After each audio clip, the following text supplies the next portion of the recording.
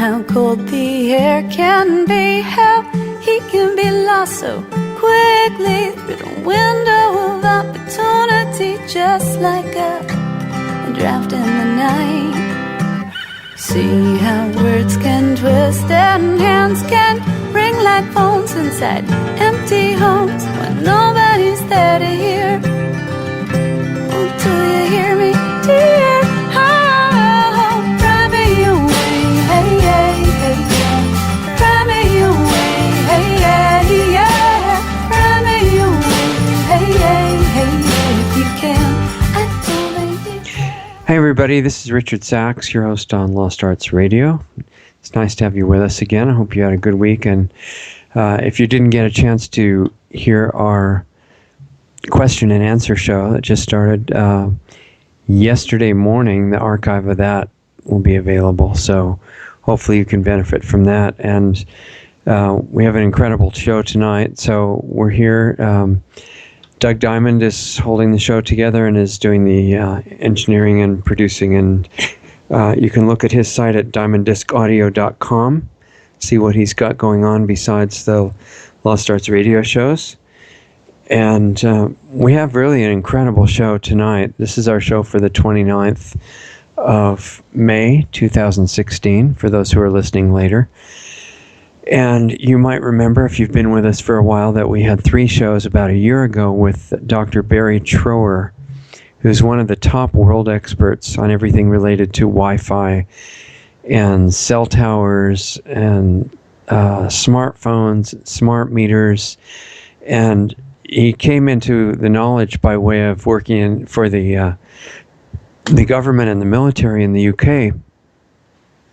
And we're going to let him, as soon as we start here in a minute, tell you some details about his background, because I like the way he tells it, and it's more comprehensive, and rather than me just reading a bio, I think that would be better, kind of more interesting too. And I like talking to Barrie. I just had the idea to get back in touch with him because of an experience that happened to me recently, finding a secret hidden cell tower right near where I'm actually living, probably about 200 yards away. Actually, my guess was 200 yards just by thinking about it, but when we measured it, it turned out to be, a few feet less than that, so the guess was pretty close.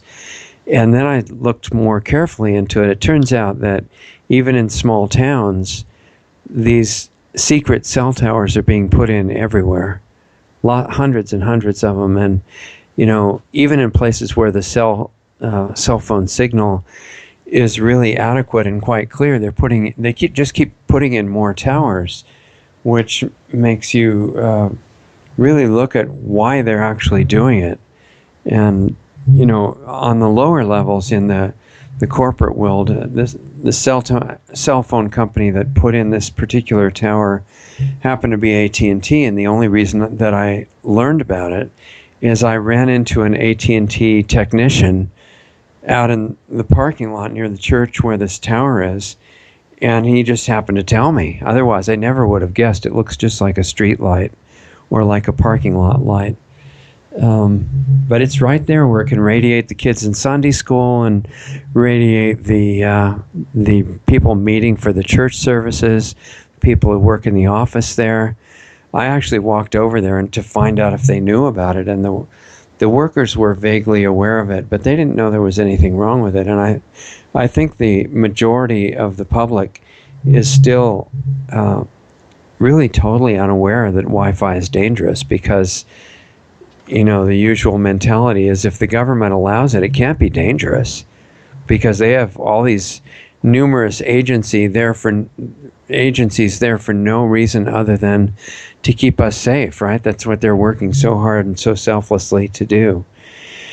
So I gave copies of our shows with Barrie Trower to the people in the office and asked them to watch those or listen to those archives and then give them to the management there and let me know what they thought of them. And I never heard anything back. So what I suspect is that they're being paid so well, because they don't just ask the church or the school or other, place whether they'd like to help and let somebody locate a cell tower there, they pay them really well for it.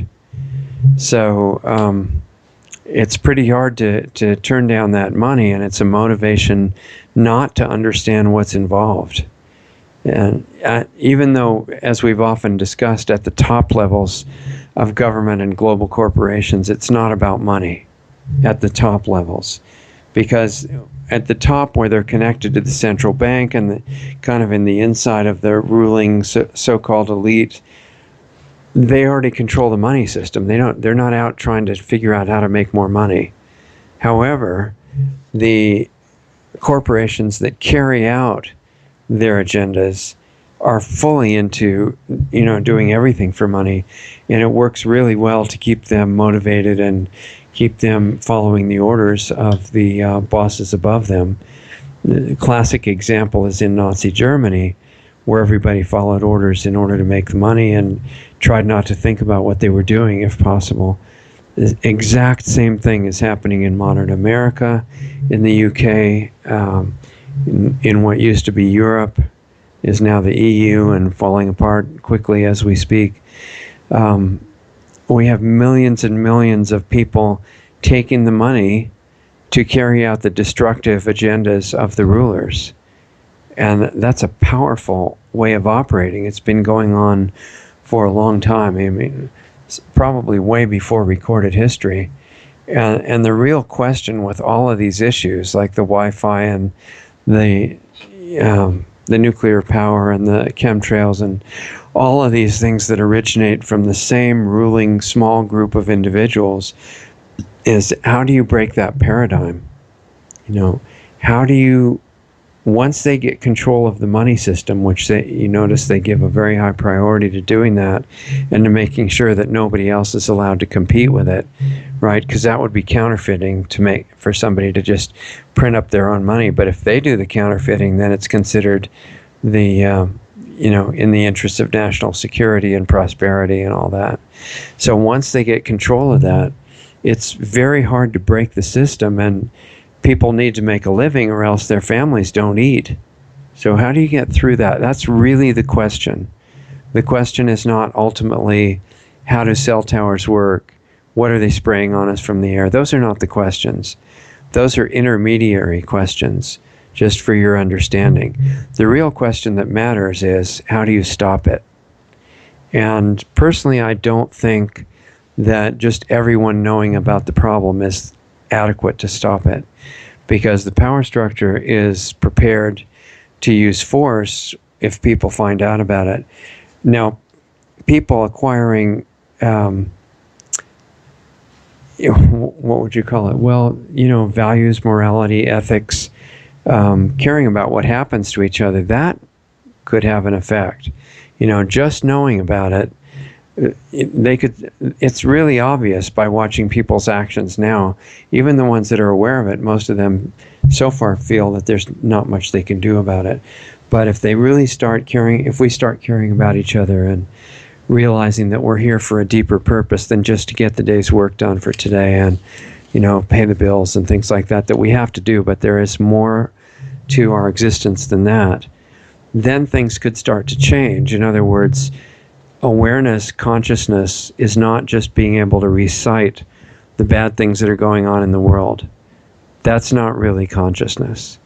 Consciousness is knowing why it matters, not intellectually, but knowing it inside yourself. And that actually, I think the power structure agrees that that's what matters, because that's what they want to shut down.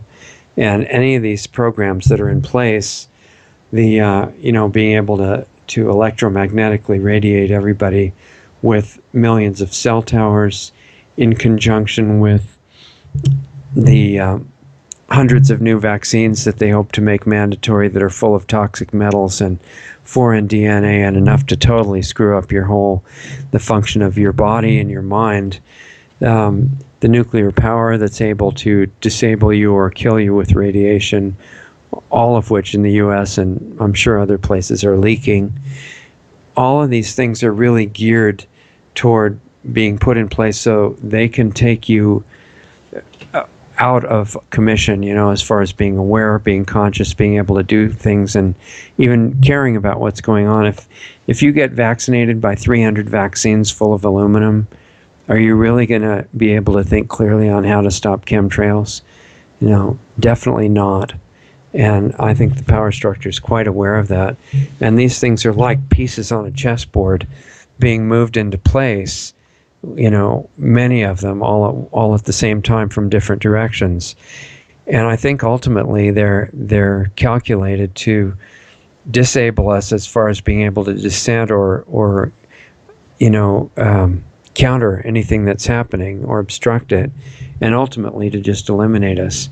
So the answer needs to be found in the near future, and that's the real question. These other detail questions are just to let you know why the main question matters. And when we talk to somebody like Barrie Trower,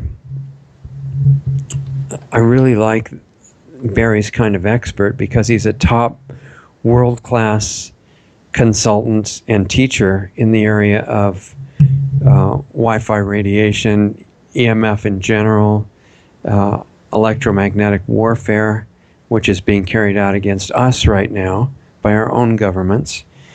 All these things he's got extremely advanced technical knowledge of, but you'll see what, and I'm sure you can see from our previous discussions with him, he's a great person, and we're going to ask him during this discussion why he's doing this, but I can pretty much tell you that the reason he's doing it is because he just wants to avert the suffering of humanity, and that's the same reason that we're doing any of this work at Lost Arts Radio, is just we figure that with information, especially usable information, that you can take action on to protect your own family, share with your friends, people that happen to be interested, and certainly for yourself, that it's going to change your future in some way for the better, so that, maybe for some people they won't have to end up in the hospital being told that they have cancer of one kind or another, which is being predicted by our own government that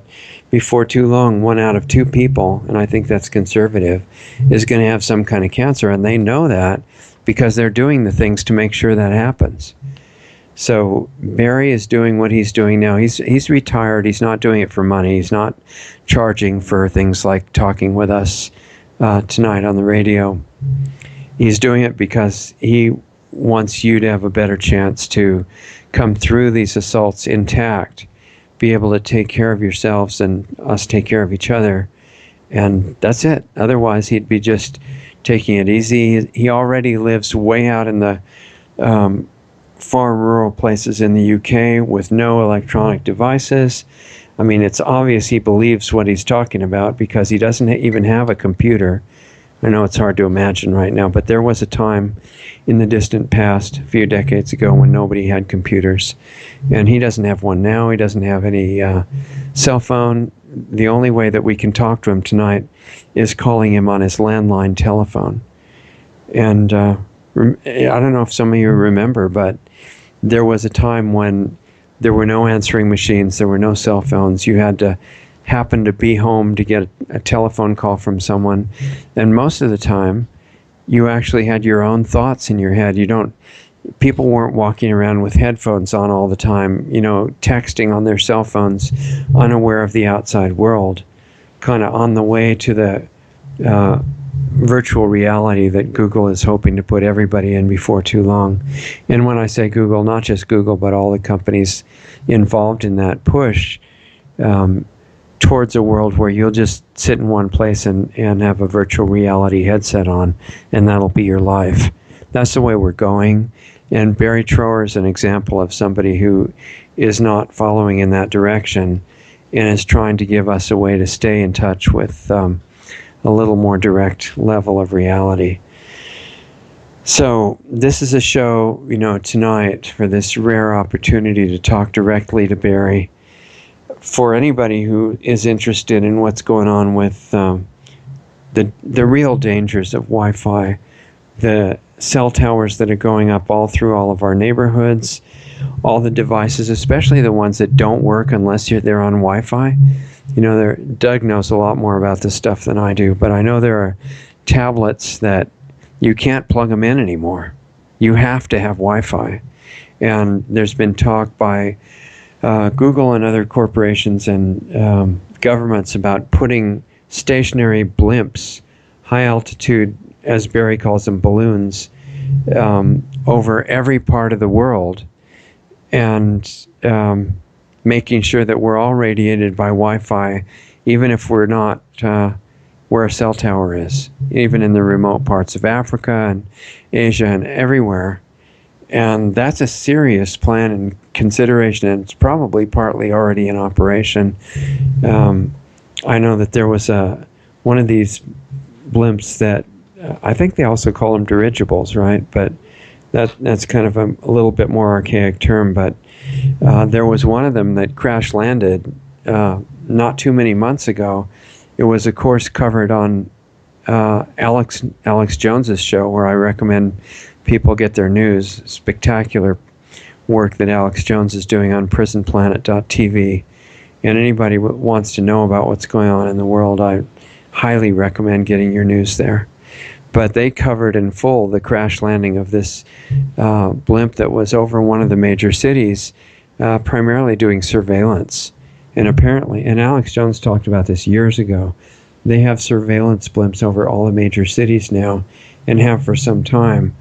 And the technology they've got to watch you and tell exactly what you're doing and where you are, and have a pretty good idea what you're thinking and what you're planning to do, that's been in place for years already. And they're just really completing the surveillance grid through Wi-Fi with smart meters that were certainly not being put in because you needed a better electric meter, because the old analog meters were working much more reliably and much better, cheaper, in every respect superior to smart meters. And yet internationally they're trying to get smart meters in everywhere. And smart meters are very, as we'll hopefully get a chance to talk about with Barrie, and he talked about in detail in those other 3 archived discussions, smart meters are a really damaging and dangerous source of EMF radiation. And they're being put in all over the place, not because we need better meters, because they're starting fires, they have a short lifespan, they're more expensive, they have all kinds of drawbacks, and yet they're being promoted everywhere, and each essential link in the chain to get it done is being paid off handsomely, and government is orchestrating the whole movement. So hopefully we'll get to talk about that, the proliferation of the cell towers, the disguises that they're using for cell towers. I'm sure that you've seen these really ugly, huge cell towers that are positioned around various towns all over. And they, it's obvious what they are to people that understand it. It's this big, Eiffel Tower shaped metal towers going up, or sometimes straight spikes right up into the sky, and then there's dishes and rectangular, transmitters all over them. And this is what we're being radiated with constantly. So anyway, when I saw one being put up 200 yards, not being put up, but that had already been put up and I didn't even know about, that looked like a street light in a parking lot 200 yards from the house, this caused me some concern, because otherwise, I thought I was away from not in a city, away from even the town center and the major population, and right there, I could walk to it in 1 minute. And so I actually went into the church, as I mentioned, and they were just kind of out of touch with any significance of it. And I guess they were glad that the church was being supported with the extra money and all that. So far, they haven't had any response to the information I gave them. It was probably, thrown away, and they were warned against it by the management. I don't know, but sure that they don't want to give up their money source that they're getting from it. But it just, something really bothered me about it, because every week these church leaders are giving sermons and other classes and things on how to be ethical in your life and care about other people and all that. And then they're taking money to have their church members and community members irradiated. And you know how when you do something at your house in a town, you're supposed to check with your neighbors and make sure nobody is going to be negatively impacted or anything. And they didn't. I know for a fact they didn't check with any of the neighbors who don't know that they had this thing put in, and you certainly can't tell by looking at it.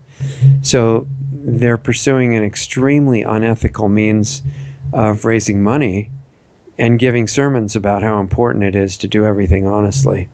So that bothered me. I'm not sure what I'm going to do, but I think I'm looking at starting a nationwide campaign to encourage people to go to their schools, the schools of their kids, elementary schools, high schools, colleges.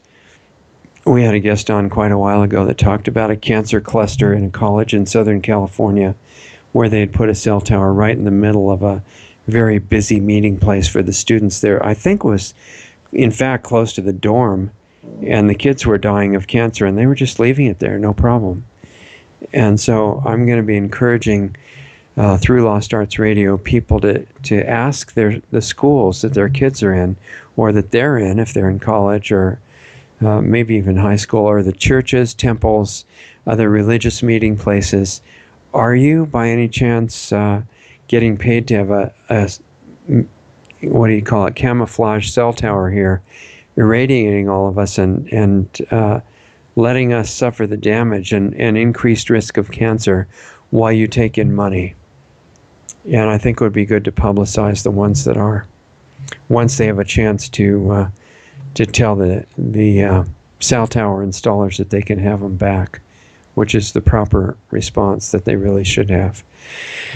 So that's just a little bit of what we're going to be talking about with Barrie. And so since we've got him on the telephone, on the landline telephone, let's go and talk to him. Hopefully we'll get to, I know the time's going to go extremely fast. And it always feels like it goes by in 5 minutes when we talk to him. But we'll cover as much as we can, and I know he'll be willing to come back for a sequel and a follow-up session whenever we'd like to do that. So let's go talk to Barrie, and then there's some other things that I want to cover for you at the very end before we close down for today. So enjoy our conversation, and I'll talk to you in a little while. So, welcome everybody. This is Richard Sachs, your host on Lost Arts Radio, and this is kind of exciting because a year ago we had a series of calls with Barrie Trower, who's one of the world authorities and experts on microwave weapons technology, which unfortunately transfers perfectly over to Wi-Fi, smart meters, cell phones, all the things that you're totally addicted to if you're like most people now. And I really wanted to see if he might agree to come back and talk to us a little more. And what triggered my focus on that and my memory of all this stuff is that I found out that secret camouflage cell towers are being put in all over our town and probably most towns in the U.S. and many other countries. And they're being made to look like trees or church steeples, or in my case, a parking lot light structure. It's about 20 feet tall, kind of brownish metal. And I don't think, I went over to the church, actually, whose parking lot that is, and they didn't even know about it. So not only did these guys not tell the neighbors, they didn't even tell the members of the church or the Sunday school parents who are bringing their kids to study right under this thing. So I thought, since I know about this and they don't, it's kind of my responsibility to make this more widely known. So we're going to start a campaign that you'll hear about during this discussion. And welcome, Barrie. I really appreciate your being here. I'm looking forward to talking for a while. My pleasure, sir, and thank you very much. Yeah. So for the people that unfortunately missed our last year's appointments, maybe you could start us off by giving a little bit of background, how you got into this whole thing and how you changed over from government applications to what you're doing now. Absolutely, sir. It would be my pleasure. I trained in microwaves. I started training in 1959. In 1960, I entered the Royal Navy to study all aspects of microwave warfare, which I did in the Royal Navy, as well as radar and other aspects. I was also a Royal Navy diver. I think you call them frogmen. Okay. I was a Royal Navy diver, which also incorporated microwaves within the booby traps of underwater weapons, underwater bombs. So again, I needed to study microwaves thoroughly in this aspect. When I left the Royal Navy, one of the jobs which I had, and it tends to be blown a little out of proportion, but we're well into the Cold War here in the 70s, late 60s, 70s. One of my tasks was to chat with captured spies in the Cold War, because microwaves were used in the Cold War against the United States as a weapon. And one of my tasks was to chat with captured spies to see what they knew about microwave weapons, for which I documented. And when I finished that task, I retired from providing evidence for the military MI5, MI6, and other people. And I retired, and when I retired, I taught advanced physics, some mathematics, human biology, for several years, well, for 30 years, in fact. That brings us up to today. I was commissioned twice by the British police to write the secret reports into the Tetra communications systems, which are used throughout the world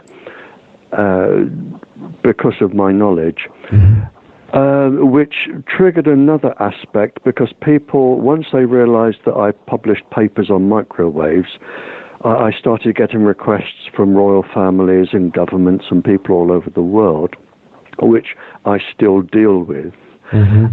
My first degree is I studied nuclear and atomic physics, and I specialized in the far end of microwave absorption into the body.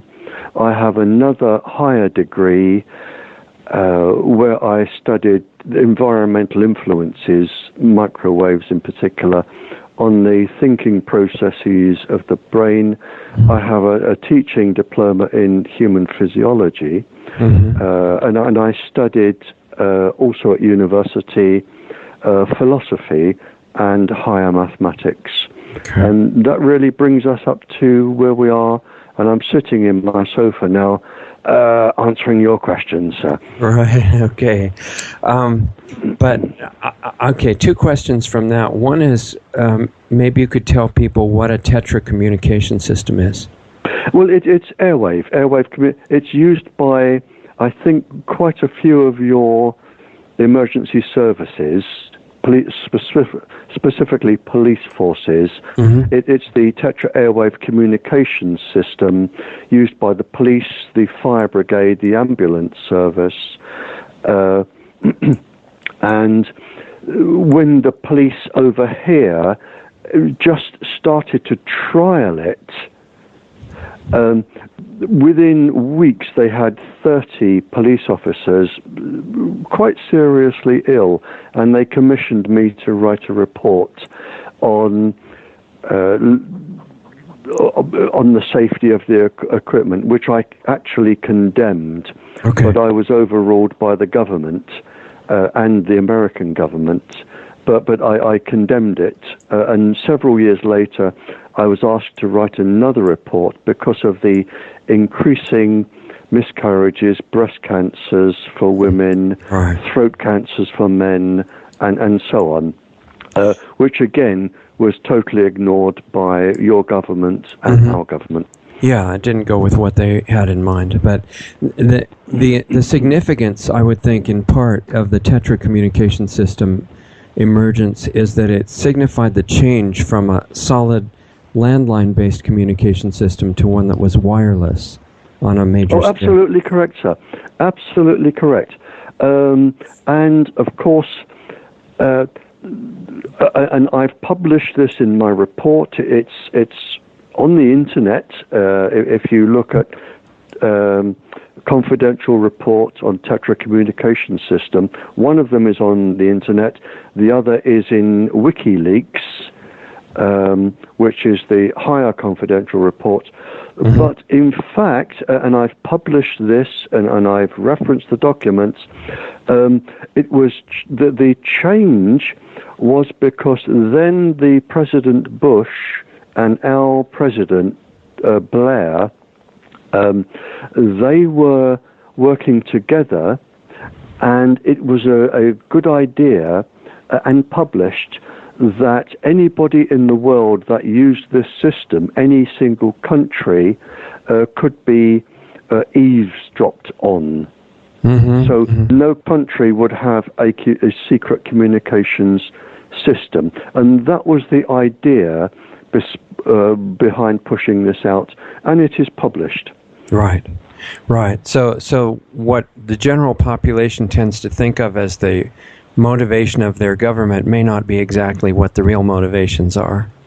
Oh no, and I've had dinner with chiefs of police in other countries, and they've said, we know that you are listening to everything we say, and that includes their secret services. 50, 60 departments in each government. Right. Which are being monitored by the United States and the United Kingdom. Yeah. And they say, well, that's okay because we're all allies.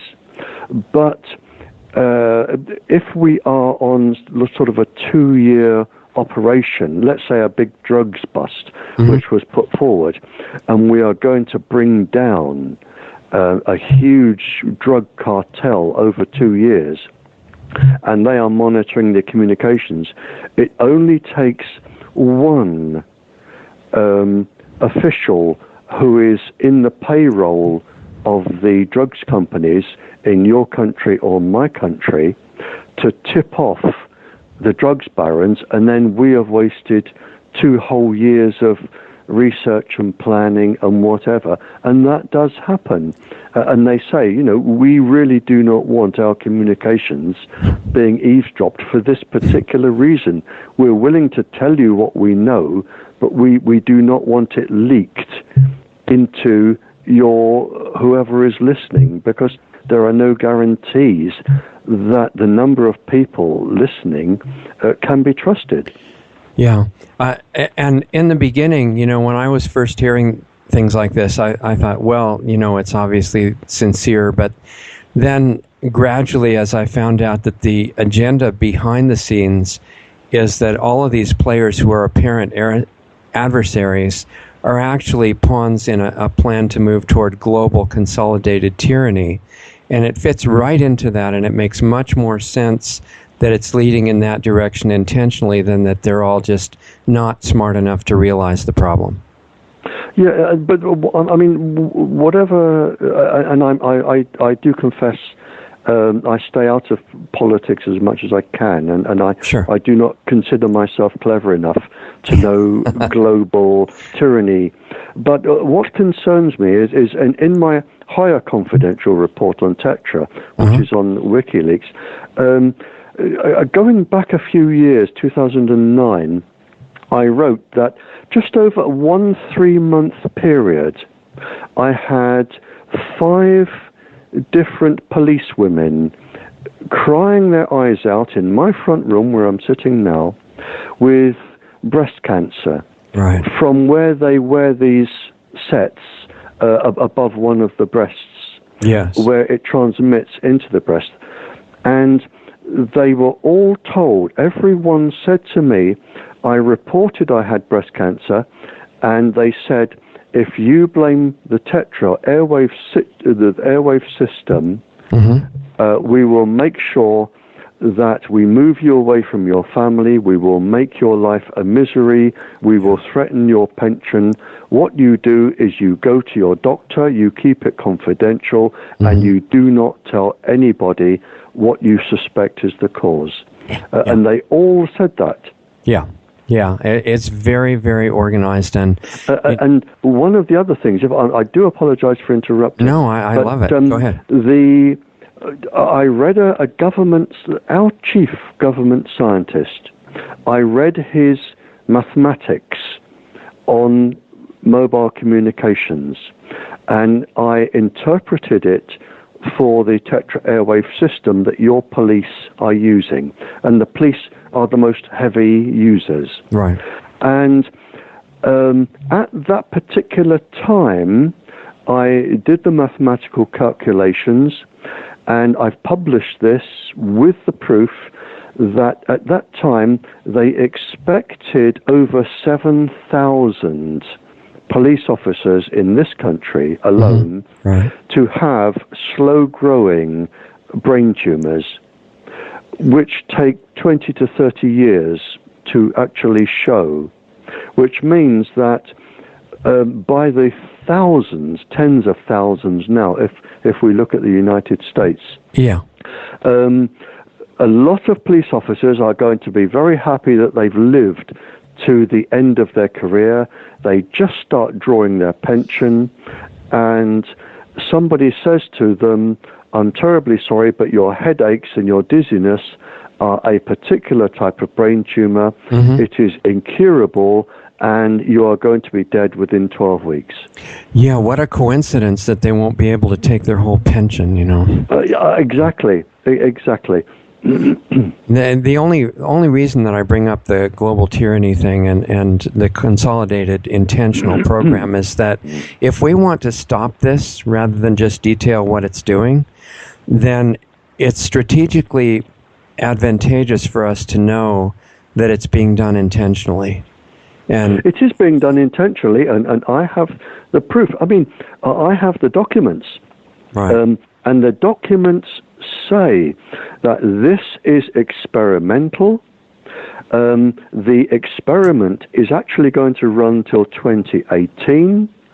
It can cause brain tumors, breast tumors, other cancers. It can cause severe neurological disorder, namely violence, shootings. It can cause misjudgment in emergency situations, which is the particular pulse frequency that this gives out, and it is known and published. And it is just an experiment to see really how many people get cancer, how many people need psychiatric treatment. It is one big experiment due to run until 2018, and I have all the government documents that say, and I've published them in my 2 commissioned reports. Yeah. I think one of the challenges of getting this turned around and at least widely known to the public is that this and many other parallel programs that are not in the EMF field have been successful enough so that most of the public is severely impaired at this point and really doesn't even grasp what is explained to them very well. You know, they're kind of in a dull state of consciousness. And you're absolutely correct, sir. Absolutely correct. And if they're not that, then they are so busy working and trying to pay their bills. Yes. It's very few people, and you could virtually count them on your fingers, very few people that are able or willing to stand up and say, this is the truth. This is what is happening to you. We just want you to understand this and give you the choice as to whether you want to leave this profession or take these precautions. And there are very few people that are prepared to do this. Yeah, absolutely right. personally, I've been very interested to connect the dots and understand how all of these programs fit together. And the economic distress that you mentioned is in the midst of huge wealthy countries like the UK and the US and many others. Mexico has fantastic wealth in terms of the natural resources and the creativity of the people. And the reason it doesn't manifest as ease and comfort and prosperity is that it's all being siphoned off by the central banks and the free trade agreements that guarantee the death of the domestic industry. And when you put those together, then you get the convenient situation from the point of view of the power structure that people are too busy trying to pay the bills, and they don't have time to get into what appear to be esoteric areas like what you're describing. They're just distracted. So I think it has to be kept very simple for them. You know, this cell tower is in your church, and we'll get to this later. And do you want your children and yourself during church services to be subject to this radiation for the sake of paying the church every month? If I may put forward a hypothesis, sir, and some facts, sure, which may support what you're saying.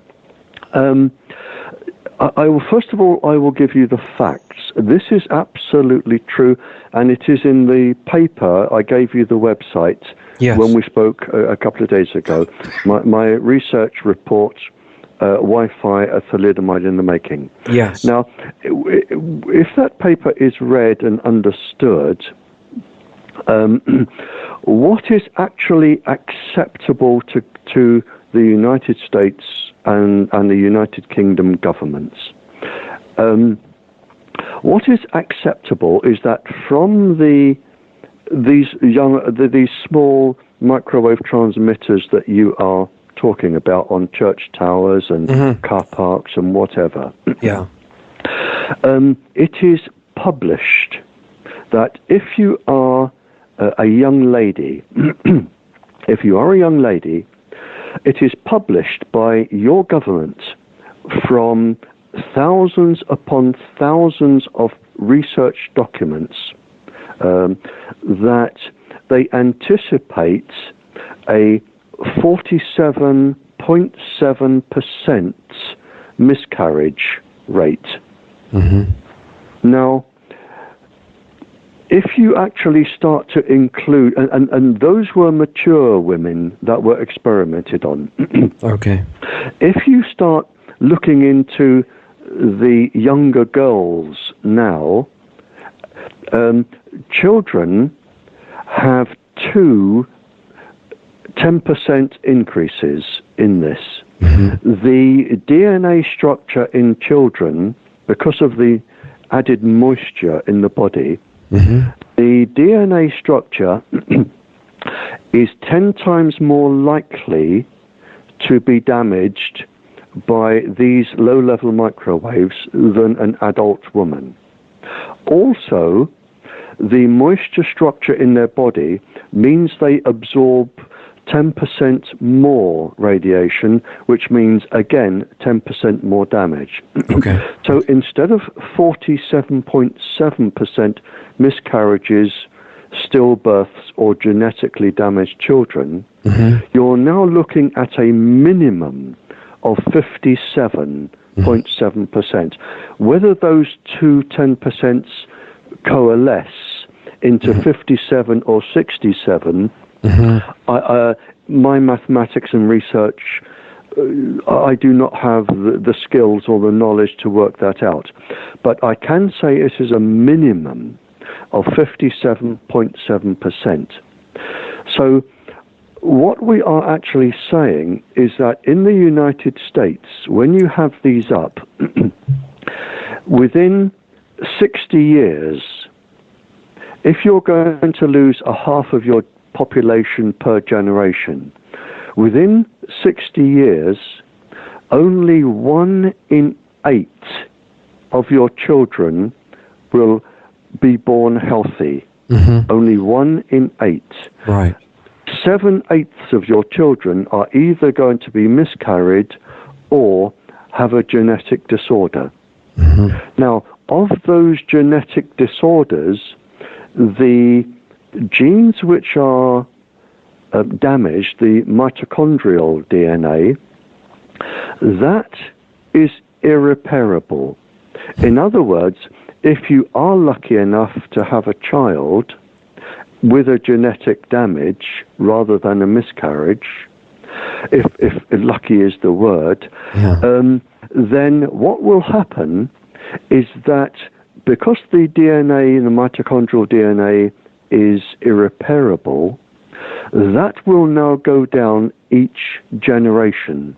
So, for instance, if it is Down syndrome, it will go down each generation henceforth until that family line ends. So what you're doing when you put these transmitters up in car parks and churches, you're saying, what I'm actually doing is giving you over half a chance of having a miscarriage or a genetically damaged child. And if you do have a genetically damaged child, then that is going to go through each generation until you stop the line of that particular generation. Right.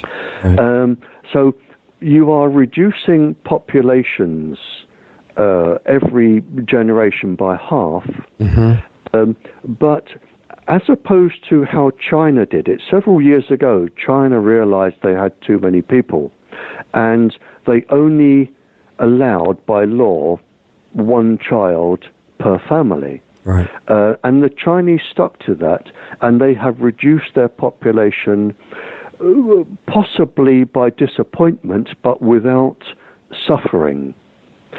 Here, what the United States are doing, and I have the documents, I have published them, you have them referenced, what the United States and the United Kingdom are doing, and we have recommended this through stealth to other countries.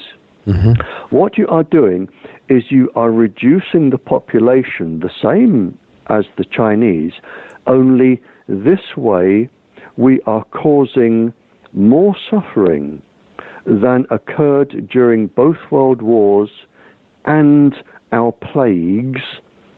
We are causing more suffering than that for one simple reason, and it is documented in your documents, to protect industrial output.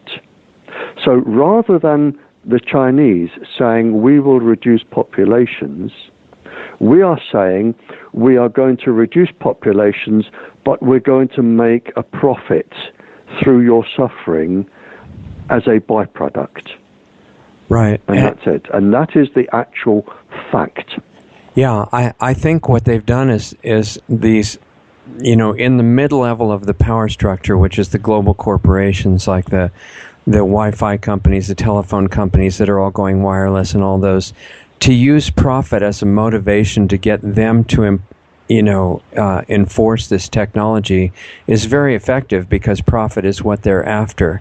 The bosses that have designed these programs and are giving the profit motive to their enforcer corporations, at that level it is totally not about money, because they're at the point where they can print whatever money they want. But they effectively use this as a global motivating force for the corporations that carry it out. And I think it's important to realize that nobody is going to, by debate, show them a common sense reason they should change course. So there's going to have to be some other way to stop this from happening. Well, you do have that, sir. And of course, when the money changes hands and passes down the line, then really greed just takes over. And there are a lot of people who are willing to say, well, I can have this size house, this size boat, I can belong to this club. Right. In this country, I can have my knighthood. I can do all of this, and that suits me fine, and my children can go to this school, and I will look after my family and the generations that come to follow.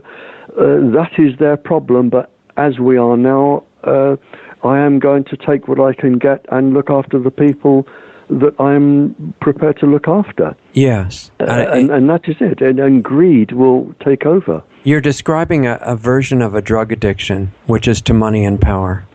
And absolutely. It's probably harder than a physical drug to get off of, because you're looking at the loss of your entire lifestyle. And all you have to be willing to do is stay unconscious of what you're doing. Absolutely. Absolutely, so I totally agree. So for us that are, getting the results of it, which is pretty much, they're wanting to put, you can comment on this too, I've heard that they're wanting to put blimps, high altitude blimps, over areas that it would be too difficult to do from cell towers, and maybe radiate entire continents that way that would be otherwise inconvenient. I'm not sure I understand the word blimp. Oh, sorry. Are you talking balloons or drones or satellites? I don't know what the other word for it is. The Hindenburg was a famous one. It's a dirigible. Yeah. That's it, yeah. It's very, very large, with a little compartment underneath that can carry equipment or people. And it floats in the air. Yeah, for a long time. That's it. Yes. There are 7 companies that are prepared to put up. It's something like 250,000 of these, and big companies like Google are involved in this. They want to put up what you call blimps, but in fact they are static balloons, large balloons. Yeah.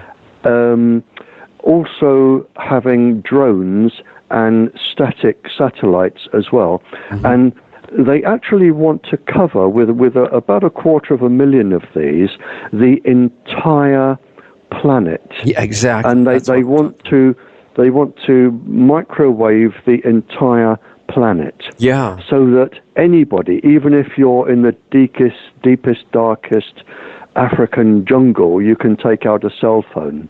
Right. I mean, they can even let us take down the cell towers, and it won't do any good at that point.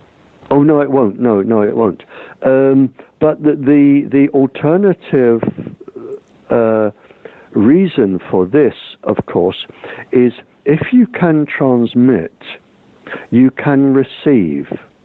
Right. So the moment you have all of these transmitting and receiving processes, which totally now dominate the globe, they can actually listen and pick up every single communication from every single country in the world. Perfect surveillance.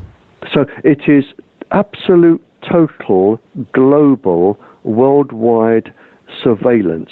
And the reason that won't happen is because 58% of the world would not want the United States or the United Kingdom listening in to what they have to say because of their own security organizations. Because it isn't just listening. Once you listen to somebody and you can pick up their frequencies, you can actually interfere with them. You can jam them, and you can stop their communications. So it isn't just listening to the communications, it is having the ability to actually jam, interfere, all of the other countries in the world as well. Right. And this is why it will never actually come about. It may do over European countries and Australia, New Zealand, and a few other friendly countries, but the countries that wish to remain anonymous to our surveillance, they would never allow these in their airspace for that particular reason. What about being just outside their airspace and transmitting at an angle to affect them anyway? They would be jammed or shot down. Okay, interesting. The other question that brings up right away is that since the brain and the human body runs on very fine electrical current that can also be interfered with and redirected, as our government has been doing a lot of work on to do what they call mind control electronically. These would also seem to be ideal for that kind of a platform as well. Oh, absolutely. Gosh, I mean, this was pioneered in the 50s. Jose Delgado, who worked for a time at Harvard, he pioneered this, and people have been working on it ever since. I mean, when I talk to spies who were involved in microwave warfare in terms of stimulating the brain, and this goes, in fact, the technology goes back to 64 BC, when this was first discovered and first researched. So it's not new. But you're right. Microwaves can interfere with the brain. When I spoke about this with spies, I compiled a list of 20, I suppose, different frequencies which could induce maybe 30 or 40 different neurological and physiological symptoms in the body. Now the list exceeds over 600 frequencies that can induce something like 4,500 symptoms in the body. Wow. You can actually now, I know the frequencies exist now where you can just stop a person's heart. You can stop their breathing. You can actually blind them. You can totally dismantle the mind. It's not difficult at all. But there is a corollary to this, and it has been published, but it is now, it can also be used, and I gave this in evidence in court in the United States. I was asked about this by a lawyer who was acting for somebody representing the communications industry, and it's in the public domain, so I can talk about this. And it is the David Morrison case in Portland, Oregon. We're going back a few years, and I gave evidence to a lawyer who asked me this specific question: how would it affect the United States if it were known by everybody? And I said, talking to your lawyer in court, under oath, I said, we have got to the stage where you can make your own bacterium who will... bacterium, they, for want of an easier word, they can hibernate. Bacteria have the ability, if conditions are dry or cold or not right, they can close themselves down and just hide in the ground. It's not uncommon for grave diggers, if they are digging old grave sites going back to the 1300s or 1600s, it's not uncommon for grave diggers to actually give themselves or contract what was commonly known as bubonic plague or the Black Death. Or other illnesses. They are lying dormant in the soil. And it was found, and I said this to your lawyer in court, it was found that if you take particular bacteriums like these and you find a particular microwave frequency, pulse frequency, that will stimulate them, rather than lying dormant for hundreds of years, they will now spring to life.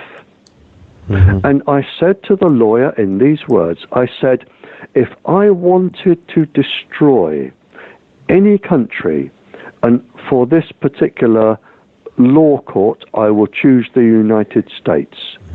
If I wanted to destroy the United States, I would find a bacterium that ate beef or wheat, that destroyed beef or wheat by an infection whereby they would not prosper, and nobody in the world would buy them, and nobody would eat them. I would take these bacterium, and the experiments have been done and published. I would take these bacterium, I could sprinkle them on your wheat fields, which is the world's breadbasket. I would sprinkle them across your beef fields where the beef feed, your huge beef agricultural lands. And I would then return to my country, and at any time I could beam. All I would need is a microwave transmitter. I could let them sit there for years. I could then grow my own wheat in my own country. I could grow my own beef in my own country. I could beam microwaves off the ionosphere. They would rebound onto the wheat fields, the beef fields, and I would induce a plague that would destroy your wheat and destroy your beef. Your country would starve, or any country you did it to, and my beef and my wheat would increase in value because of world starvation 1,000-fold. And I could make $1 billion doing that with no trouble at all.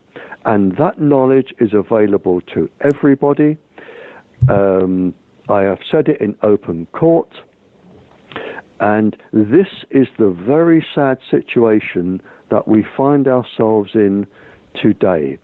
And by putting all of these transmitters up, they, especially smart meters, right. Smart meters have a weakness.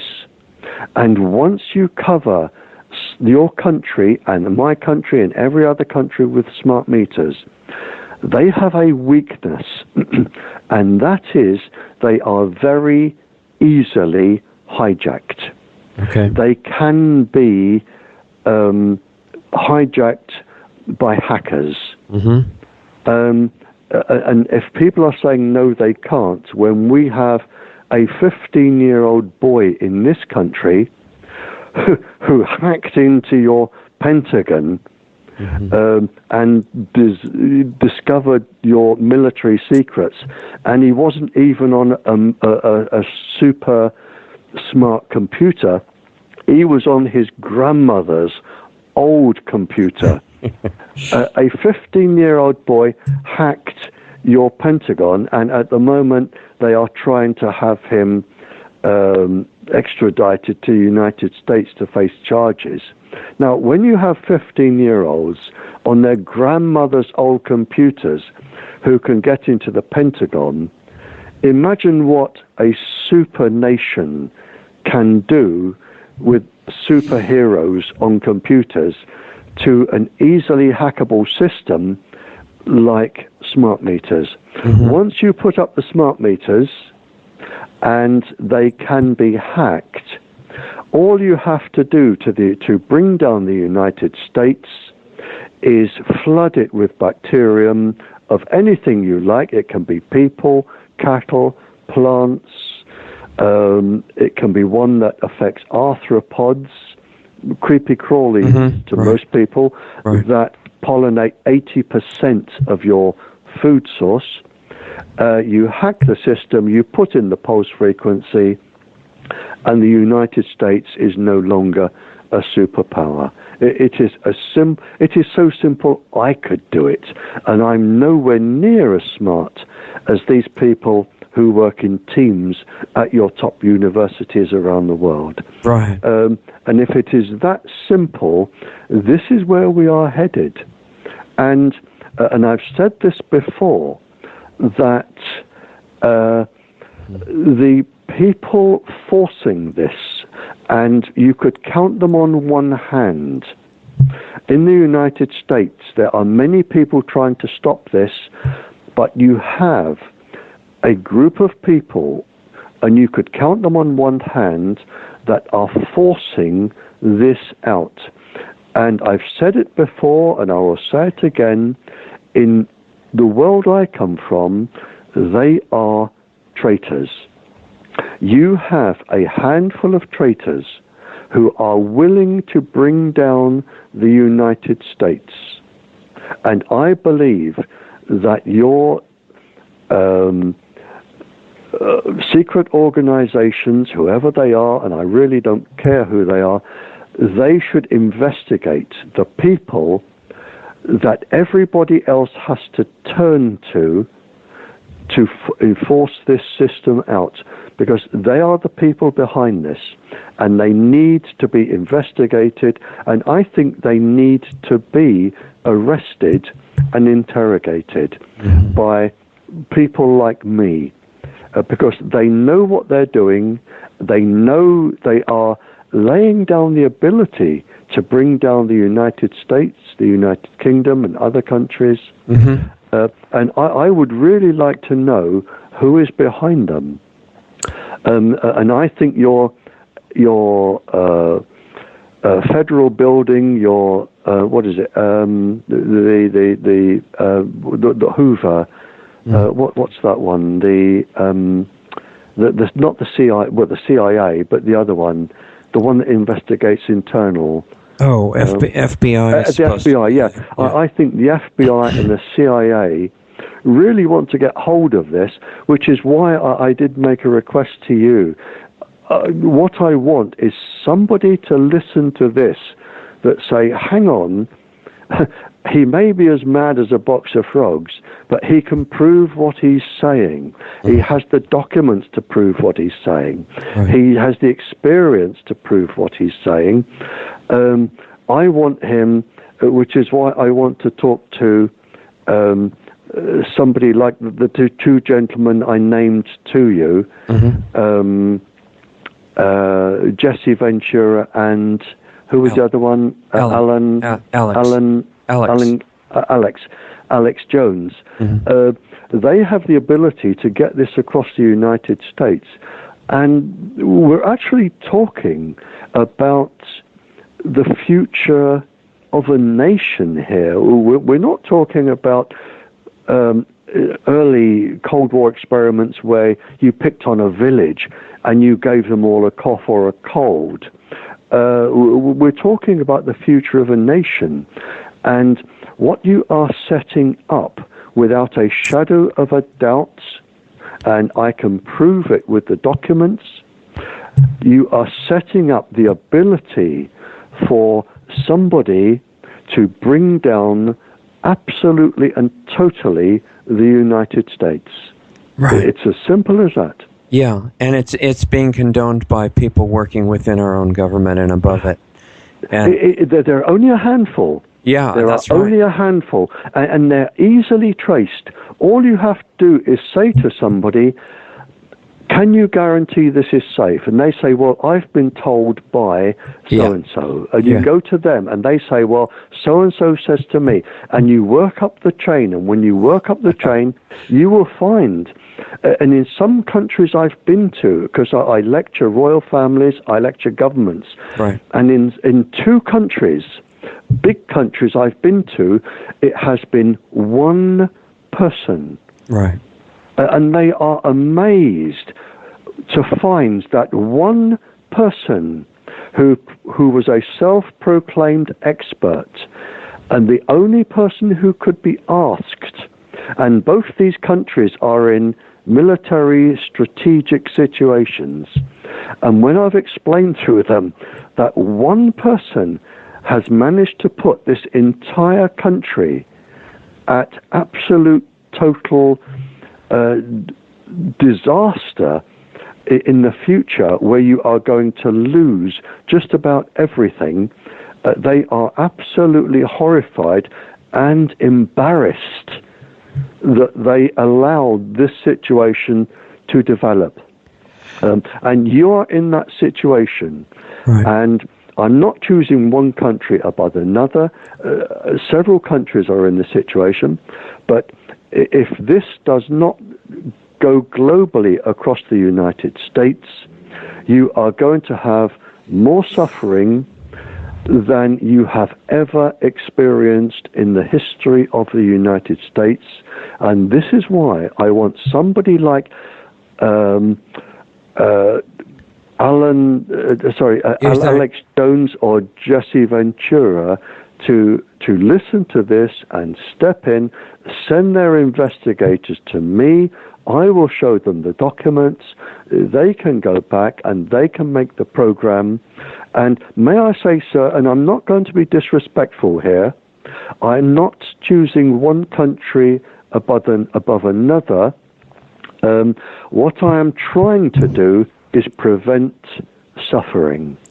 Exactly. I want to prevent suffering on a global scale. Right. I want to prevent genocide. Mm-hmm. I'm not choosing the United States above the other countries where this is going to happen. I want this to stop happening, because if the United States say, hang on, we do not want to cover or cope with a genocide, other countries will say, well, hang on, we are following their example. Mm-hmm. We do not want genocide. Right. And what I'm trying to do is prevent genocide. I'm not trying to save one nation's politics over another. Sure. I am all rich people above another. I want to prevent genocide. That is what I'm trying to do. If I may give just an example of everything I've said, right. In case the listeners are thinking sort of global destruction, he's sort of mad as a box of frogs. I've spoken to many royals and leaders of peoples, mm-hmm. but one particular king, he was, he is in his own right a very, very clever man.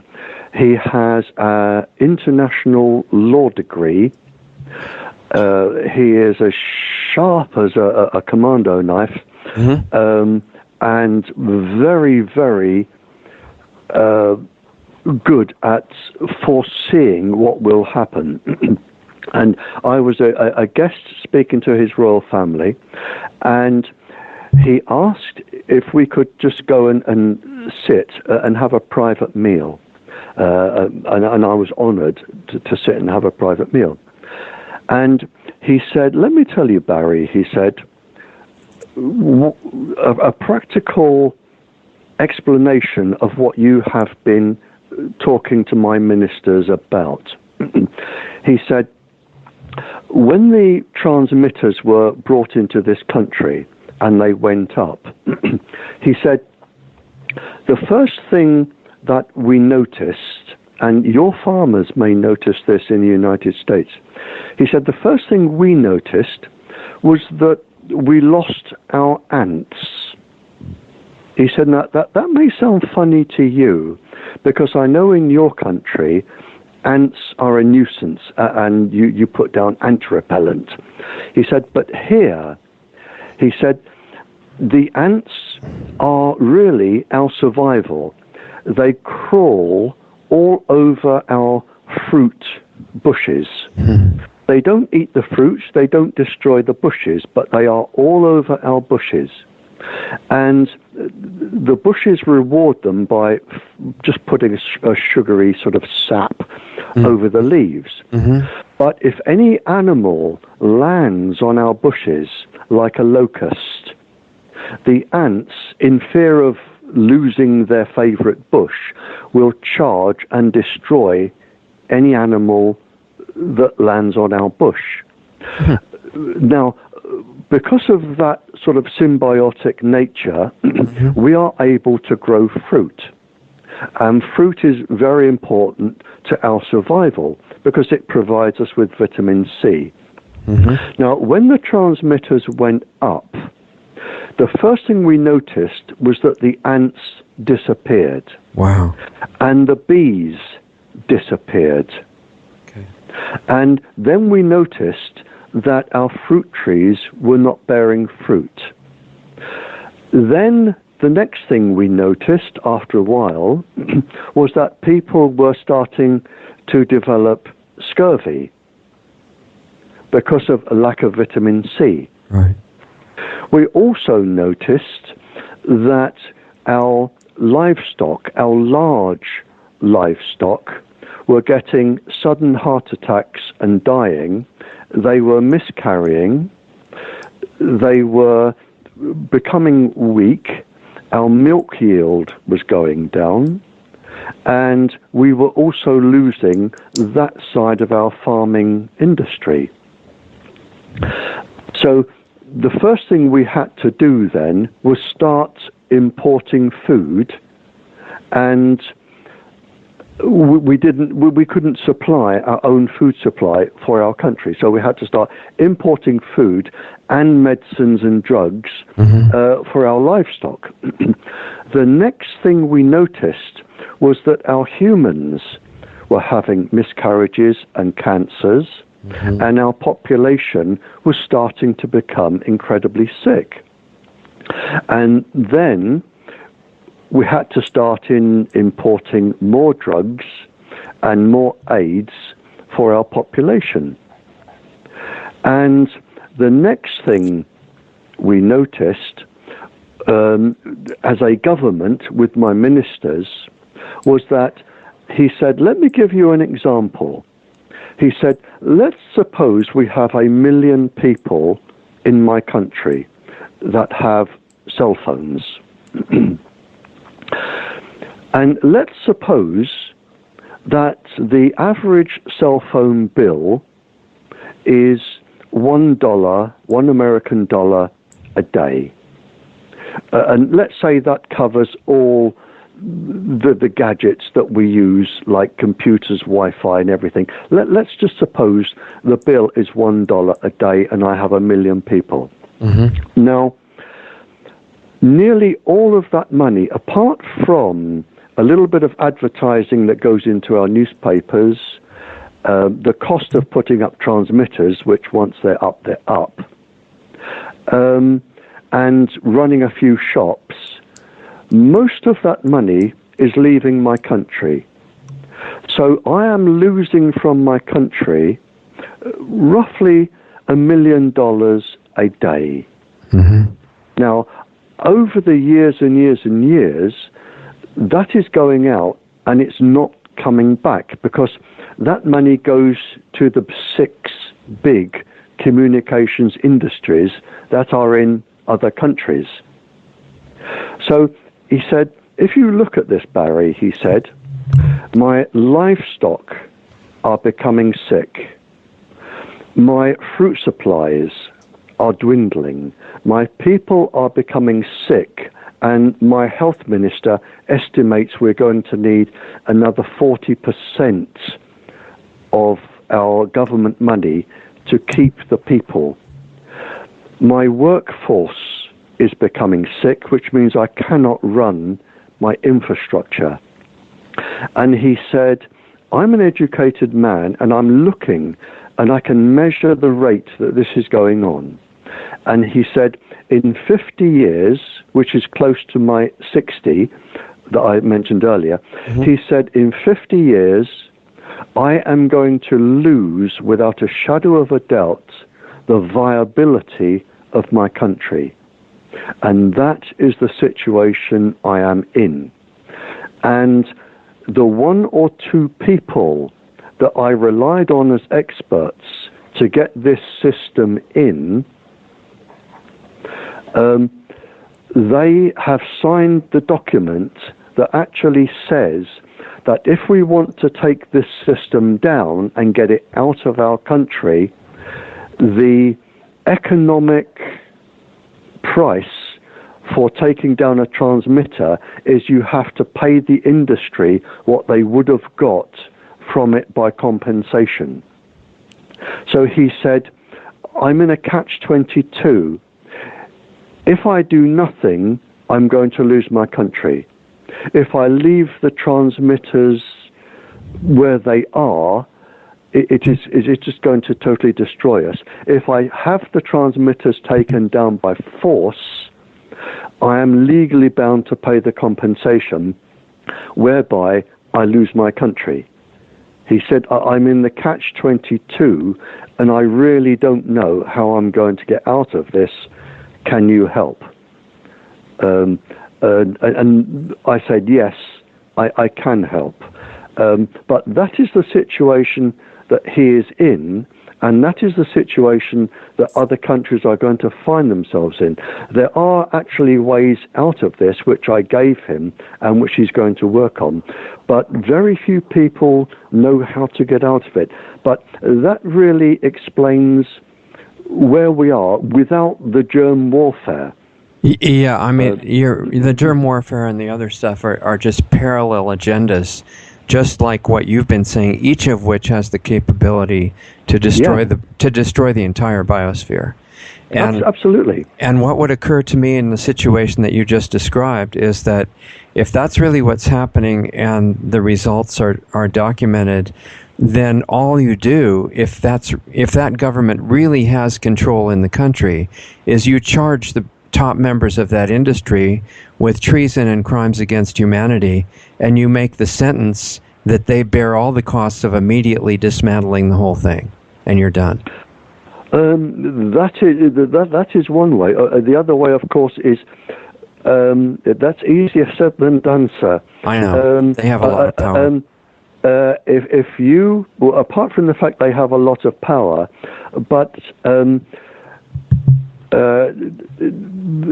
cell phones have the ability, and this has been known, as I say, since 64 BC, although microwave cell phones weren't around then, the actual electromagnetic waves that could stimulate the brain were, and they were experimented upon in 64 BC by a gentleman called Ptolemy, spelled with a P, who was a brilliant scientist. He's up with the Einsteins and the Aristotles and the Archimedes. But cell phones have an addictive tendency. Yes. When you start using them, they have the addictive tendency of a drug because they can actually stimulate in quite large amounts the equivalent of morphines and marijuanas in the brain. They can give you that same stimulus. Now, and if anybody listening doesn't believe me, go into the nearest youth cafe or youth where they're sitting down having coffee. You will see them all on their smartphones, and say to them, I am going to confiscate your smartphones. It would be like going into an opium den saying, I am going to confiscate all of your heroin as of now. Yeah, for your own good, right? Yeah, and any parent that has ever tried to say to a child, stop using that so much, or I'm going to take it away from you, when you hear the venomous abuse you get back, you realize that they are actually chemically addicted. And if you want, I can give you the list of chemicals, but they are chemically addicted now to the microwaves. It is like smoking, it is like alcohol, marijuana, heroin, all of the others. It is a brain chemical addiction. And it can go in many directions. It can go in aggression. It can go with fantasies, sexual fantasies, violence, but it is an addiction. And you will find that children, once they put them down, they will start to get fidgety and they will have to pick them up again, like a cigarette, like alcohol. And this is where we are. So it's not a question of pulling down the masts. It's a question now of giving a country cold turkey. That is not easy as well. Well, in a way, this entire program that we're doing today is a program about addiction, because you have addiction on one side that you've just described beautifully and accurately, and on the other side, you have addiction to a small number of people who are drunk on power. And it goes way beyond the money. Their whole enjoyment of life is actually causing suffering and controlling others by force, and they're not any more anxious to give that up than the kids with their smartphones.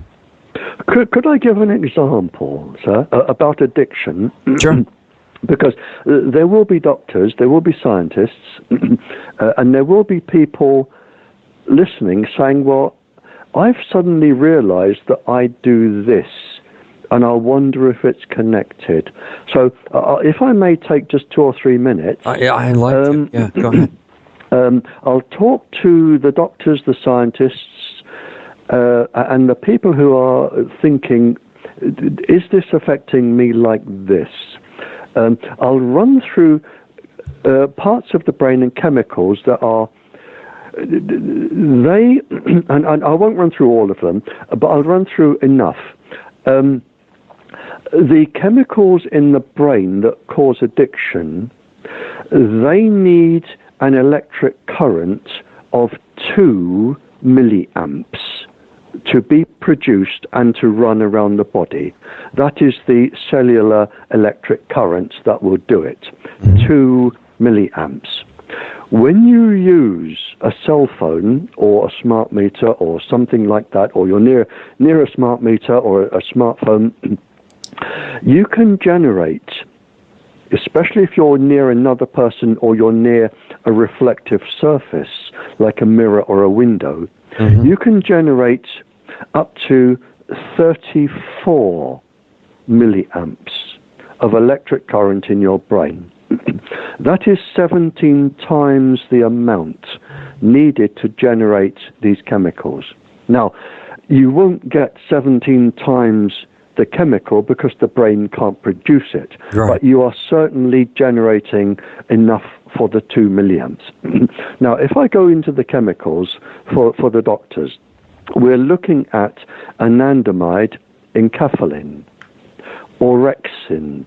There's a very delicate balance between the ventral pallidum and frontal cortex and amygdala, the limbic system, and the insula.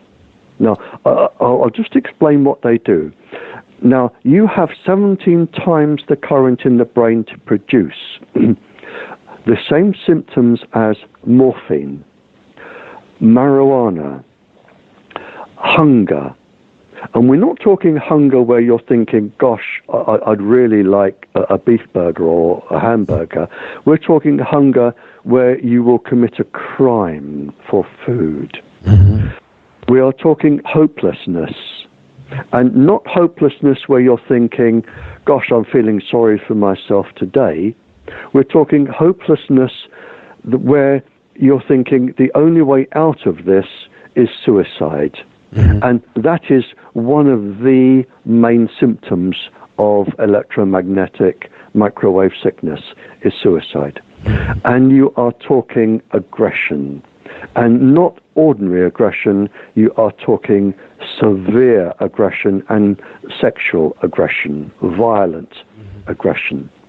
You are also talking about, with the insula, nightmares and hallucinations, and you are also talking about a phenomenon known as electrosensitivity that was diagnosed in the 30s, whereby if you start to overexpose yourself, you feel with like you feel like you have died and just woken up for a few seconds with all the symptoms of death.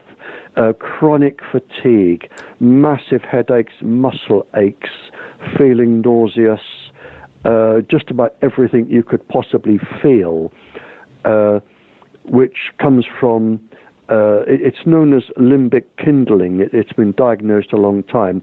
It is your body, and it doesn't just happen with microwaves, it can happen with anesthetics, it can happen with noise, a sound which is annoying you.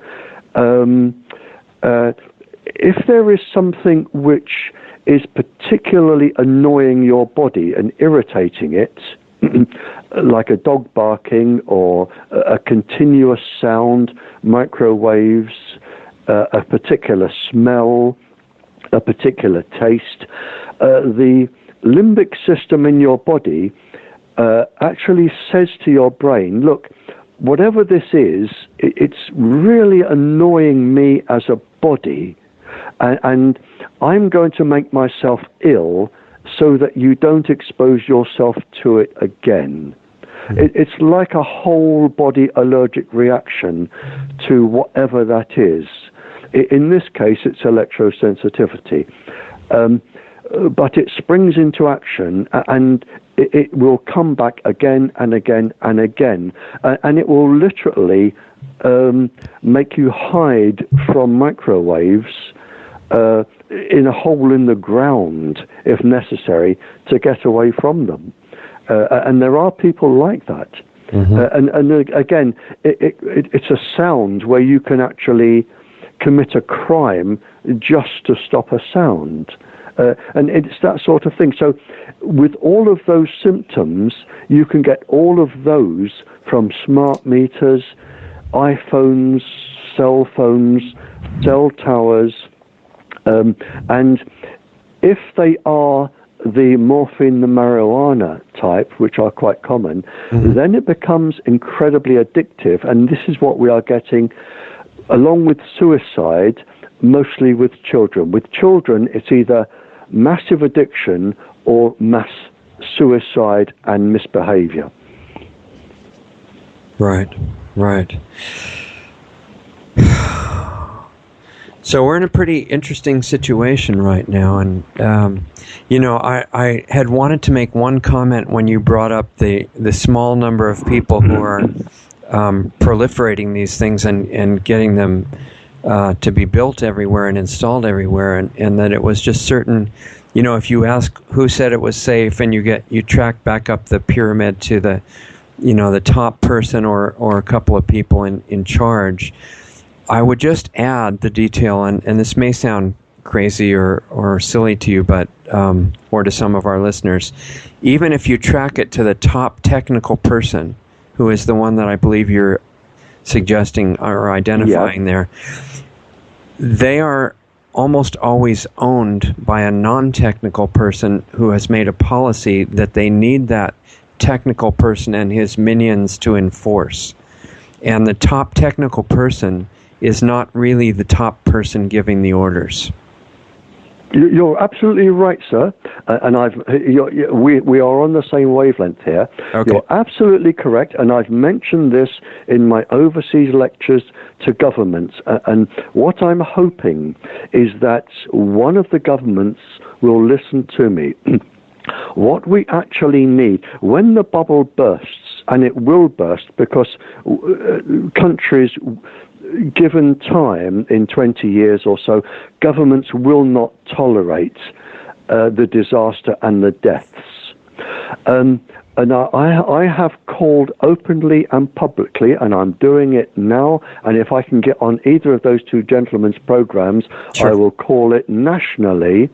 What we need, and I think this is on the same scale, and I'm certainly not imagining this, what we need is a Nuremberg-style trial, an international trial for the 42% of this planet that are being controlled by these 19 people, It's between 19 and 29, depending on which level you look at, but no more than 29.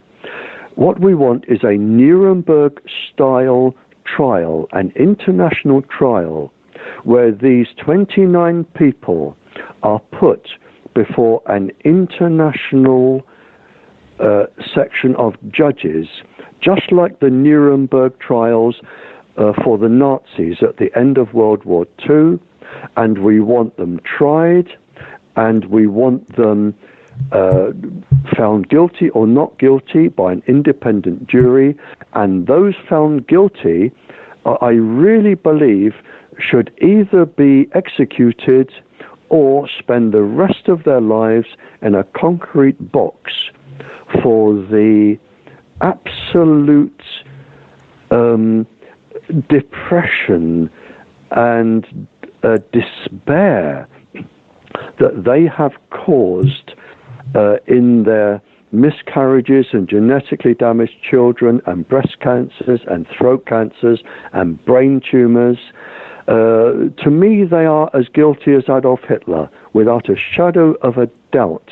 They are on the same platform as Adolf Hitler, and I think we need a Nuremberg-style trial when this is over, and I hope a government has the confidence and the wherewithal to actually call one and get these 29 people in the dock to explain why they did what they did.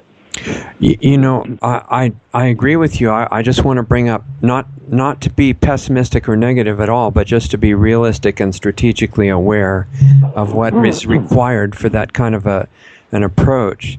In the United States, and I'm sure in the UK and many other supposedly advanced countries that are doing this kind of thing to their people or condoning it, there is what has been variously termed shadow government or secret government, or other things like that.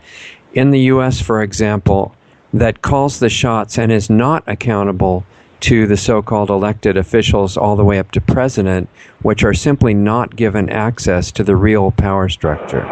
And in the U.S., there are now documented examples where the president, the head of the Joint Chiefs of Staff, some high-up official like that, finds out what private corporation is involved in the real power structure and is doing something very destructive, and calls up the head of that corporation or tries to get to them and is told, "We cannot discuss this with you, sir," and they hang up on them. Oh, absolutely. And I've had a question, and I've visited many countries, all the way around to Australia and back. And I know the United States is a world leader in most things. And I've asked the question, and I've asked the question to royalty, I've asked it to governments, I've asked it at conferences, and it's a very simple question. And my question is, who runs the United States? It's not the president, and it's not Congress. No, and there's not a single person in the world to date who can tell me who runs the United States.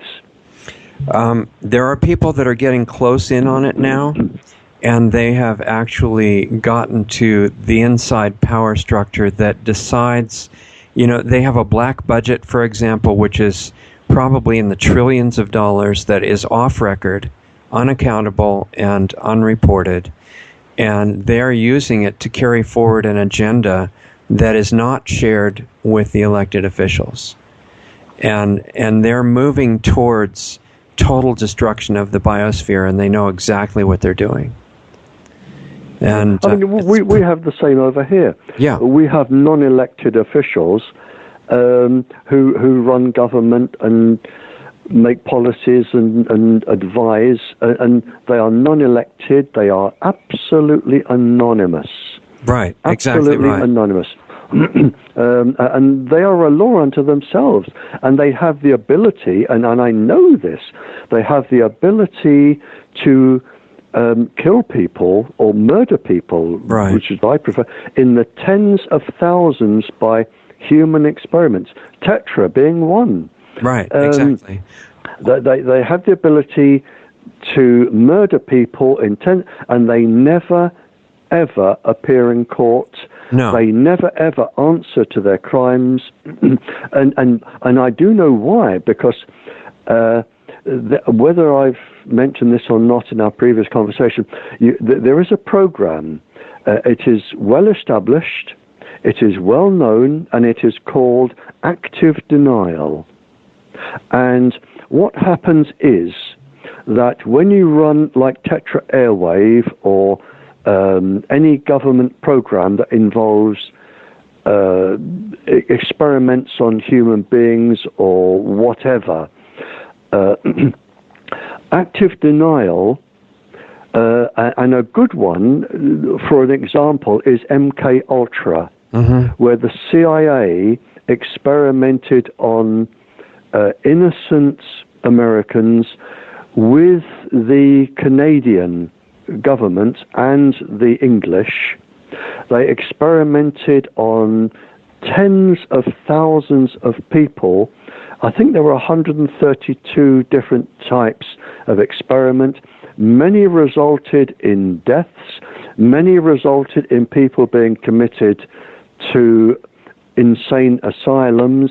Many resulted in people being very, very seriously ill and in pain and dying the most miserable deaths. MK Ultra, because it was brought to court. But that's a good example of active denial. Your government, our government, the Canadians, we have a process called active denial. And what it means is that you take 50 years to get to court. So when you start, let's say you start investigating the addiction of children to cell phones, the chemical addiction of the brain, or the number of brain tumors, which will now in your country be in the tens of thousands. So you start looking into this.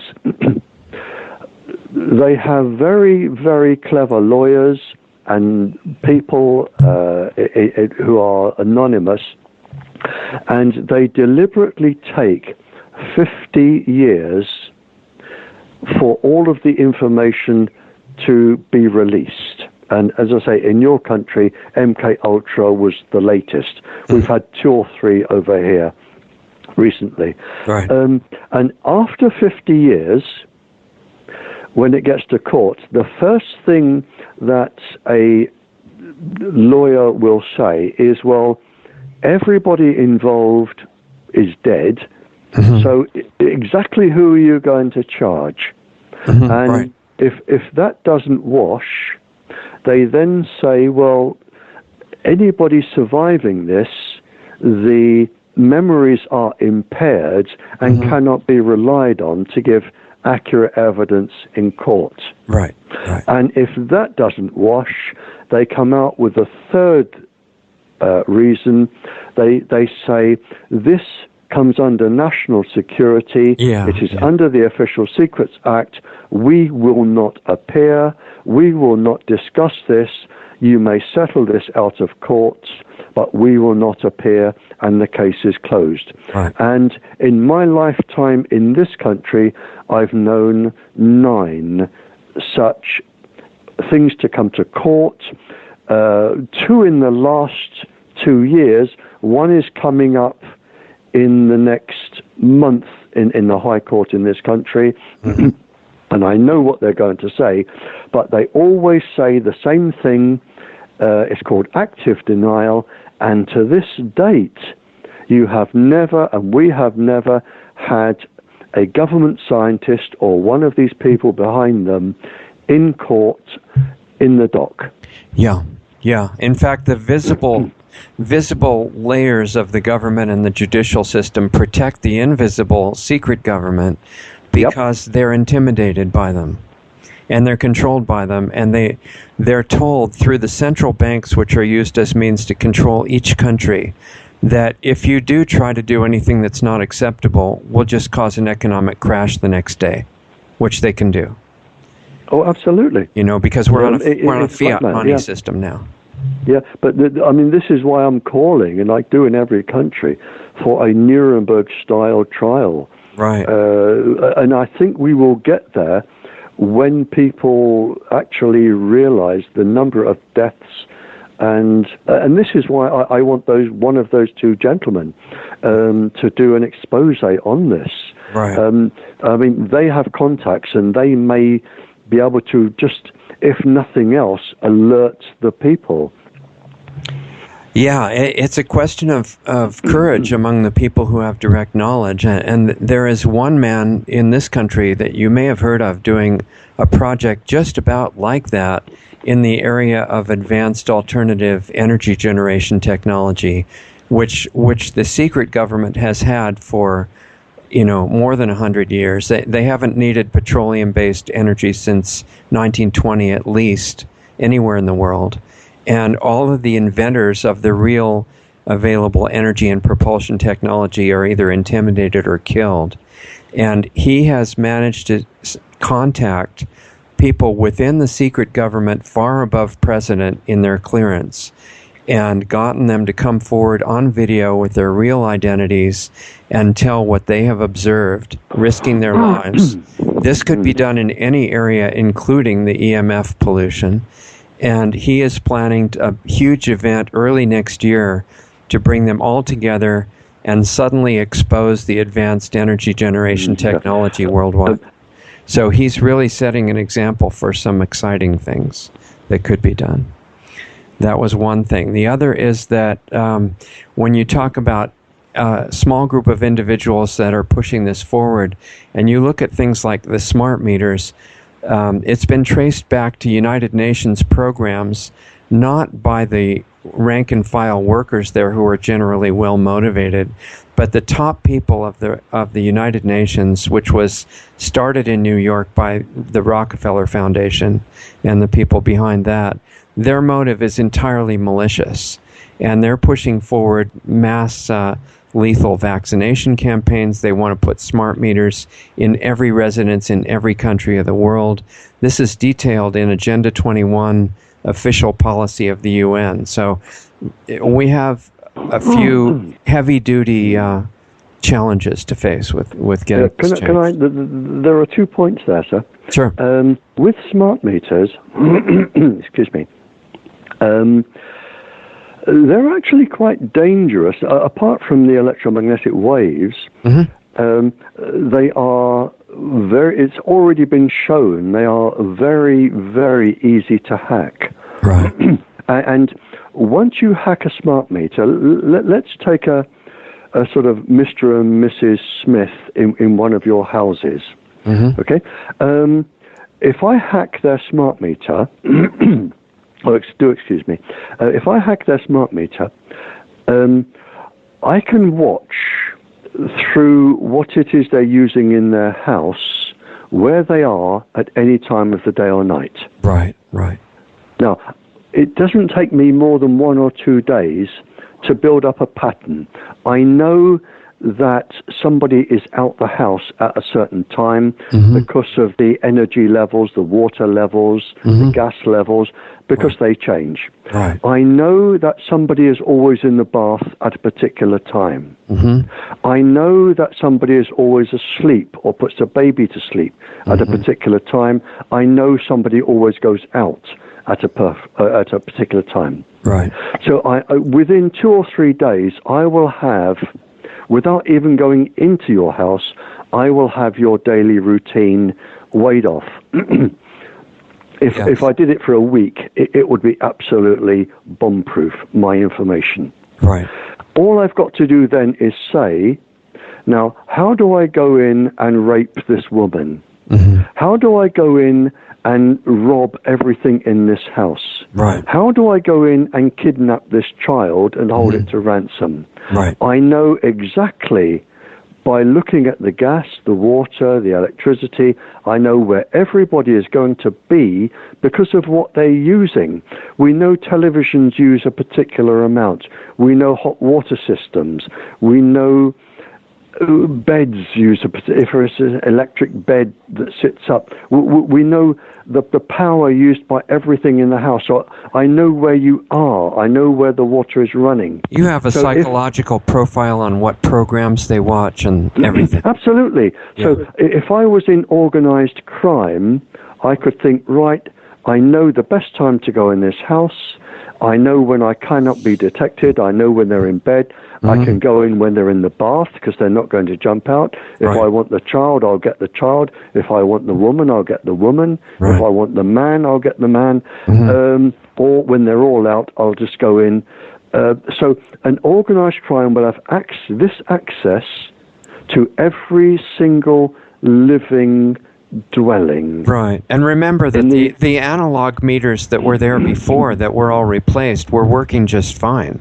They couldn't do that with those. You couldn't do it with those. No, but there was no justification for ever replacing those. Well, there wasn't. The only justification is because it saves people coming round reading the meters. Yeah, a highly questionable justification. Yeah, and with these, I mean, if somebody said to me, "Why are you having smart meters?" I would say, "Well, are you in organized crime?" Because they're the ones that are going to profit most. Right, which means certain levels of government, which basically are the biggest organized crime around at the moment. And the other thing is, if I were, and I'm not particularly picking on the United States, but I will as I'm talking to them, but if you are completely covered with smart meters and I have hacked your system and I am a country who doesn't like the United States, I could cause an absolute total grid blackout without a shadow of a doubt. I could shut off every system. I could shut off your water, I could shut off your gas, I could shut off your electricity. So if somebody wanted to make you very vulnerable to national disaster, they would put in smart meters. Yeah. I mean, any terrorist organization could shut down your system at the flick of a switch. Right. Any organized crime could go into any house they wanted to at the flick of a switch. If somebody said to me, "We're definitely going to have smart meters," I would think, well, are you a traitor or are you in organized crime? Yeah, it narrows it down to a very few options. There is no other reason for having it. Right, and when you realize that it's totally supported by not only the top levels of national government, but it's planned originally by the international organizations like the UN, it gives you a clue to how the structure really works. Oh, yeah. But, I mean, that can be the only reason and of course, once you have everybody with smart meters, you have a Wi-Fi mesh. Yeah. And if you have a Wi-Fi mesh, then your secret services can tap into this. Right.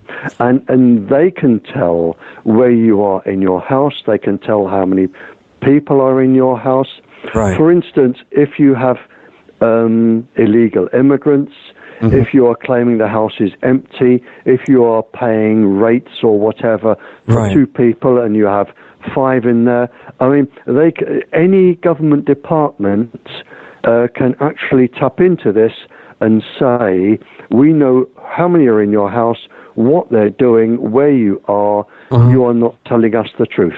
Right. And you know, as far as the illegal immigrant thing in our country, the realistic example would be you don't have enough illegal immigrants that are violent. We're bringing in more because you somehow escaped this so far.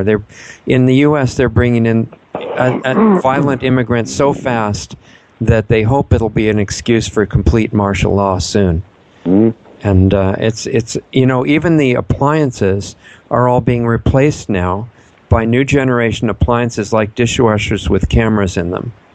Oh, exactly, because they tell the smart meters what you're doing, so they know anywhere where you are in your house. Yeah, you could be on TV in somebody's office, basically. Oh, yeah, and the reverse is true. If the government wanted, they could shut down your dishwashers. Yeah, exactly. But no, they can, because it's a two-way street. Well, if you have your dishwashers, if you have your dishwashers and your televisions wired up, because the televisions will be, and your music systems and your lights and everything, any utilities company can say,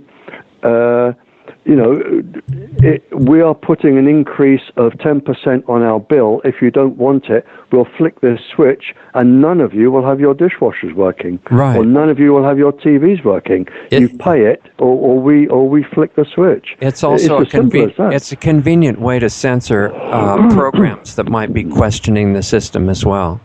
Oh, absolutely. Television, things like that. They also are doing it in the automobiles now in the U.S., and I'm sure shortly after everywhere, where the cars will, for your own convenience, will become self-driving, and they won't go anywhere that's not approved for you to go. Oh, absolutely. But, that's where we are, and we're coming back to that.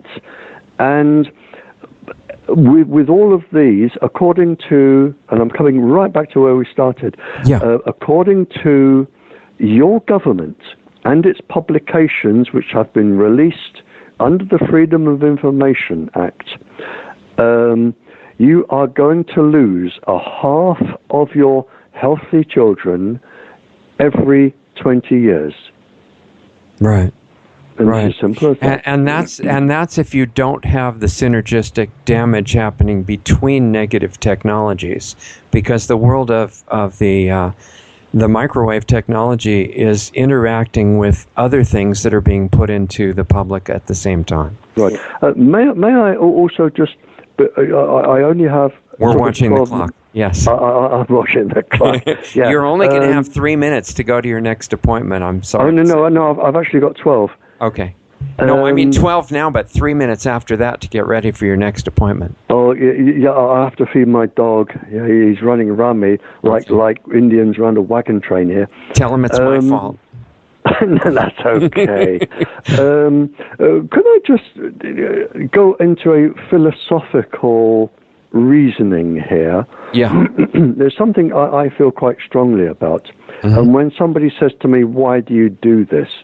Yes. There may be people listening who are thinking, is it worth trying to help? And I have a very philosophical outlook, and it is my outlook. And it is very simple, and it is a religious outlook. Mm-hmm. And if I'm not offending anybody by coming up with a religious outlook. No. The way I look at this, we are going to lose a half of our children per generation, 20 years. Mm-hmm. Now, my religious outlook is very, very simple. The way I look at this, I look at, and I'd like people who, with religious beliefs, to either consider this or discuss it, mm-hmm. If they want to help you and help me. And I'm sorry about that breathing in the background. It's my dog. He's getting very hungry. He can keep breathing. It's all right. Yeah, he can keep breathing. I imagine that when women become pregnant, God takes a child by the hand in heaven, mm-hmm. takes a child by the hand and leads the child to the pregnant woman and says, there you are. Right. And I think God puts the spirit into the life into a pregnant woman. Mm-hmm. And I think, I imagine with my very simplistic brain, I imagine 100 children lined up before God. And I imagine God taking them individually, one at a time, and putting them in pregnant women. Mm-hmm. And with this microwave system that we have, where we are losing over half, mm-hmm. I now imagine 100 children lined up. And I imagine God saying to them, now I'm going to lead you by the hand, and I'm going to put you where you belong. But I'm sorry to tell you, but over a half of you are going to die and return to me before you have life. Mm-hmm. Mm-hmm. And that is my inspiration, because I don't think that is right. I think if God wants to put a living soul into each and every pregnant woman, mm-hmm. God should be able to. God shouldn't have to say, I'm sorry, but because of the stupidity of what is going on and the greed, a half of you are going to be rejected and you're going to die and come back here less than a few weeks old in the womb. Right. Right. And when you look at that, and I look at all of the children in heaven, all of them lined up, and God is saying, I'm sorry, but only I do not have the power to stop a half of you dying within a few weeks. And I think, well, that is my inspiration. And if anybody listening to your program wants inspiration and can believe in what I believe in, then they can say, well, if I can save just one, if I go to a school and I say, get this Wi-Fi out of your school, because if you save just half a dozen children, mm-hmm. it's another 6. Mm-hmm. Mm-hmm. And if you save just one, it's another 1. Yeah. And all these little lines lined up, you know, all these little children lined up. If you save just one, it saves one coming back. And that is my very basic, simple, philosophical outlook on why we are doing what we're doing. Well, that's why I love having you on our program, because you've combined the insight, not just intellectually, but I don't even know the word for it, tying it emotionally, spiritually to what's really going on, and that what should motivate us really is very simple. It's the desire to protect and preserve life. Yeah, and if I may finish, because I really have to feed my dog in a second. That's fine. And get ready for my next job. Right. If people are listening to your program now and they say, well, all right, I could help, but I really don't want to, because I'm going to lose this or lose that or do this or... I have only one question, and I've come across people like this, and quite innocently that they say, you know, I'd love to help, but I can't. And my question to them is, when you die, and you're certainly going to die as I am, and I'm probably going to go much earlier than you, when you die and you stand before your judges, whatever religion you are, it makes no difference. When you stand before your judges and you say, I could have helped, but I didn't because, what valid reason are you going to say to the Creator as to why you didn't help? What can you say that will justify you not helping, where they're not impressed by your Rolls Royce, they're not impressed by your yacht, the size of your house, the club that you belong to, your bank account?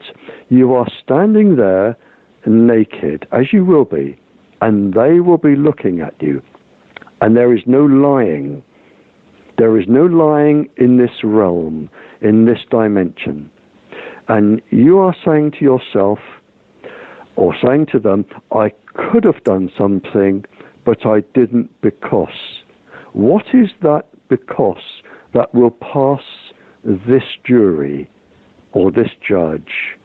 And if you cannot come up with something, then I would suggest that day is going to come, and you really need to rethink, because you're going to live longer there than you are here. and it will do you a lot more good to be on their good side than our good side here, good side of the evil people. Right. And that is something I think you should consider. Yeah, I agree. I'm watching the clock. I want to make two quick responses to what you just said. And one of them is, just briefly, last time you were on a year ago, I believe you brought this up to a man that you met, an attorney, if I'm not mistaken, at a restaurant. Absolutely. And he was representing the industry. Yeah, and he walked out without answering. He walked out without answering. Right. Yep. And then the other thing I want to say is that I like to go through a little exercise in my mind, besides imagining that scene with the judges that you just described so well.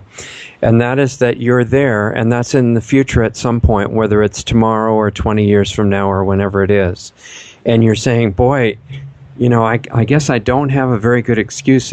I just have one wish. Since you're God, you can do anything. I'd like you to send me back in time, way back to when I could have another chance, say 2016. And if I could come back and do it the way that I'd be proud to have done it, would you let me do that?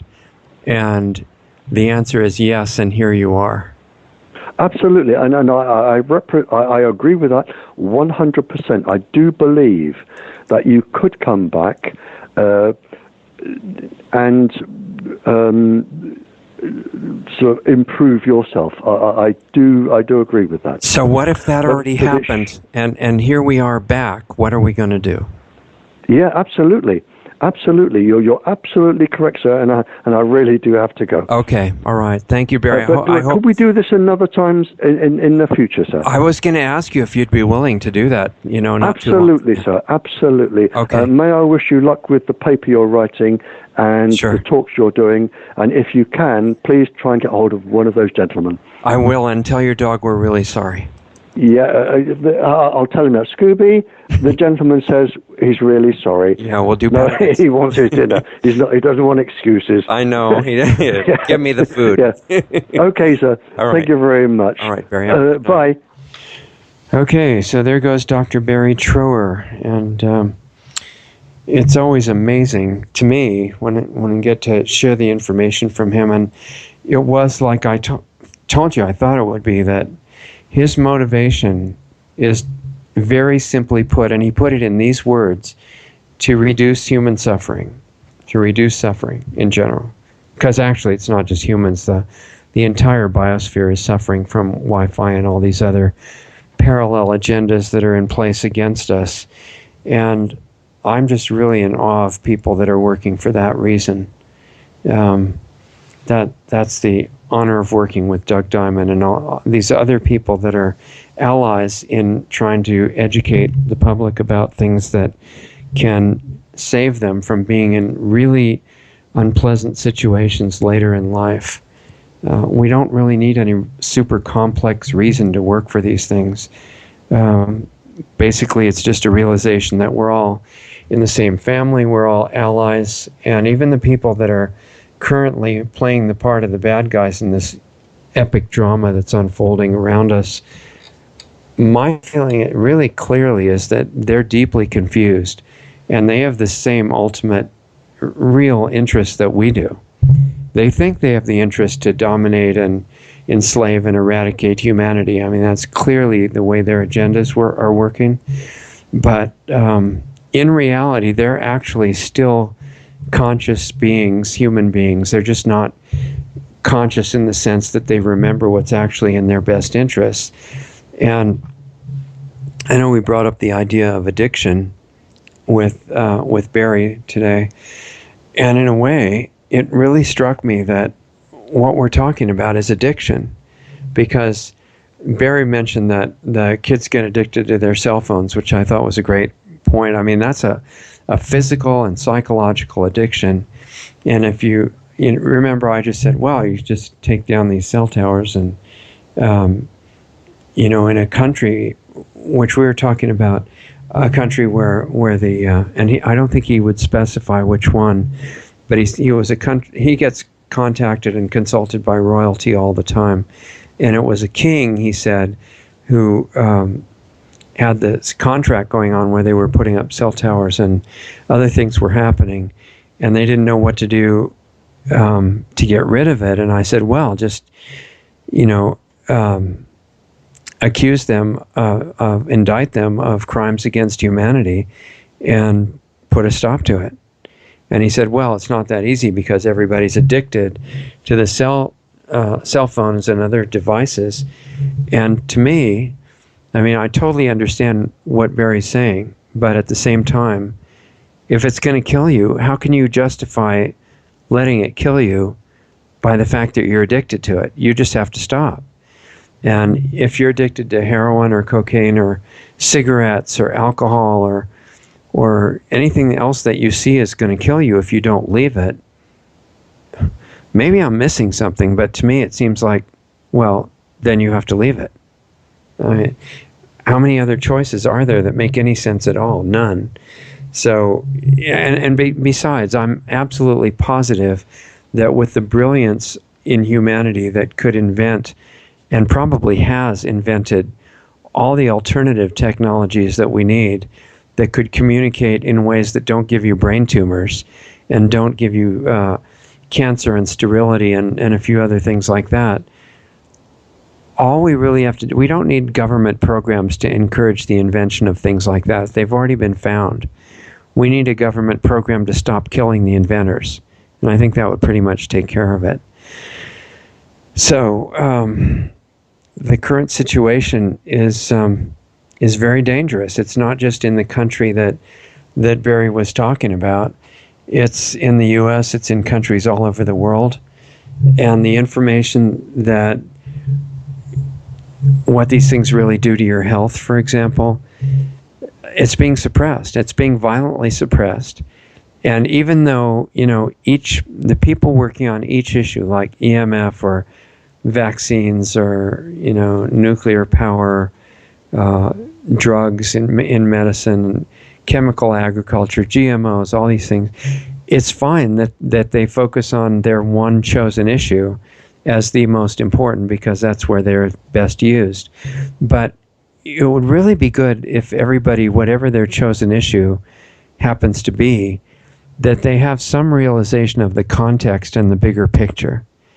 Because as soon as you see the bigger picture, you realize that all of these problems, the geoengineering and all the ones that we just mentioned, they're all originating from exactly the same source, which is a very small cartel of individuals that are calling the shots for the planet and who don't have particular allegiance to any country. They may be in one country or another, but they'll sacrifice it in a second, and they're already doing that by their actions. So this group, this highly coordinated group, which is, conspiring, which just means working together for a common goal, to enslave and ultimately eradicate most of humanity, they're very well organized. They know exactly what they're doing. The only thing that they're really not intelligent about is they think that they're going to come through this okay. They really think that. And at the top levels, Alex has done a lot of great shows on this.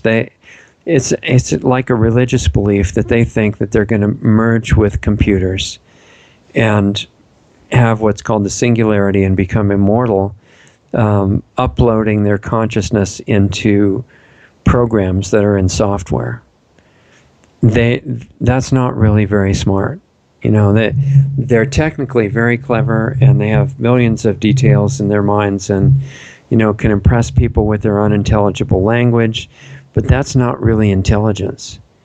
That it's not the way consciousness works. Your consciousness is not going to go into a computer. And anybody with common sense still intact would automatically know that. You may be able to program the computer with all these details that look like they came from you, but it's not you. Because you are, and this is a long subject obviously, but you are not the collection of thoughts that you have. And you can take all those thoughts and program them into some software, and you're still you, and the computer's still the computer, and they're not the same thing. And these guys can't really understand that. So they think that's how they're going to come out and come through it, and they're not. And any level right below the top levels, their demise is already planned by their own bosses, and yet they've been told that they're going to be among the elite remnant that's still going to be alive to enjoy the destroyed world for their playground, and all the antidotes will be released and everything will be wonderful, and basically utopia for the guys that are willing to sell out humanity. And the fact that they believe their bosses about that is really, again, not too intelligent. So our suggestion for those within the higher level of the power structure that are falling for these nonsensical stories, reconsider. Because, you know, if you're alive now, that means you still have some time, either, you know, in the immediate present or what's left of today, or this year, or whatever years might be left in your life before things become unlivable on this planet. But if you have time in your hands that you can still use, if you really want to be intelligent, then use the rest of the time to make up for the destruction that you've done up to now. And, you know, it'll make a big difference on your ultimate fate. One of the people that is encouraging this kind of a turnaround within the power structure, a really inspiring, to me, very courageous and great person, is Dr. Stephen Greer, who we played some of his stuff on our show before. I couldn't get him personally on the show because he's just, if you understand what he's doing, then you can understand why he's very difficult to contact, although we'll still try to do it through some of the people we know. But what he's doing, he was a medical doctor that gave up his emergency room practice, and the money that he had accumulated, he just put it all into a program to try to save humanity from what he saw the power structure was moving us toward. And, you know, Alex Jones educates people about false flags and all these emergencies that are created by government and its partner corporations, but which you're supposed to believe are from some designated enemy that then everybody has to be against and support more war. Example would be Iraq, blamed for 9/11, even though they had nothing to do with it directly. And it's a very effective technique, but Alex Jones and others have been making people aware of the false flag technique. So now with everybody having smartphones, which is mostly a bad thing actually, but it does mean for the moment that they've all got cameras in their hands. And so the perpetrators of false flags are getting photographed by people's smartphones. And it's really irritating to the people planning the false flags, but a lot of damage is still done by them. And for example, the Sandy Hook nonsense that was, you know, portrayed one way as a mass murder of kids and then turns out to be something very different with investigator Halbig and others. We should actually get him on the show. He'd be a really interesting guest, but maybe Doug can help me remember that. I hadn't thought of it before. I think he'd be really great. Anyway, Dr. Stephen Greer, the one I'm talking about, is putting together a project to try to avert what he thinks will be the ultimate false flag, which is a fake alien invasion.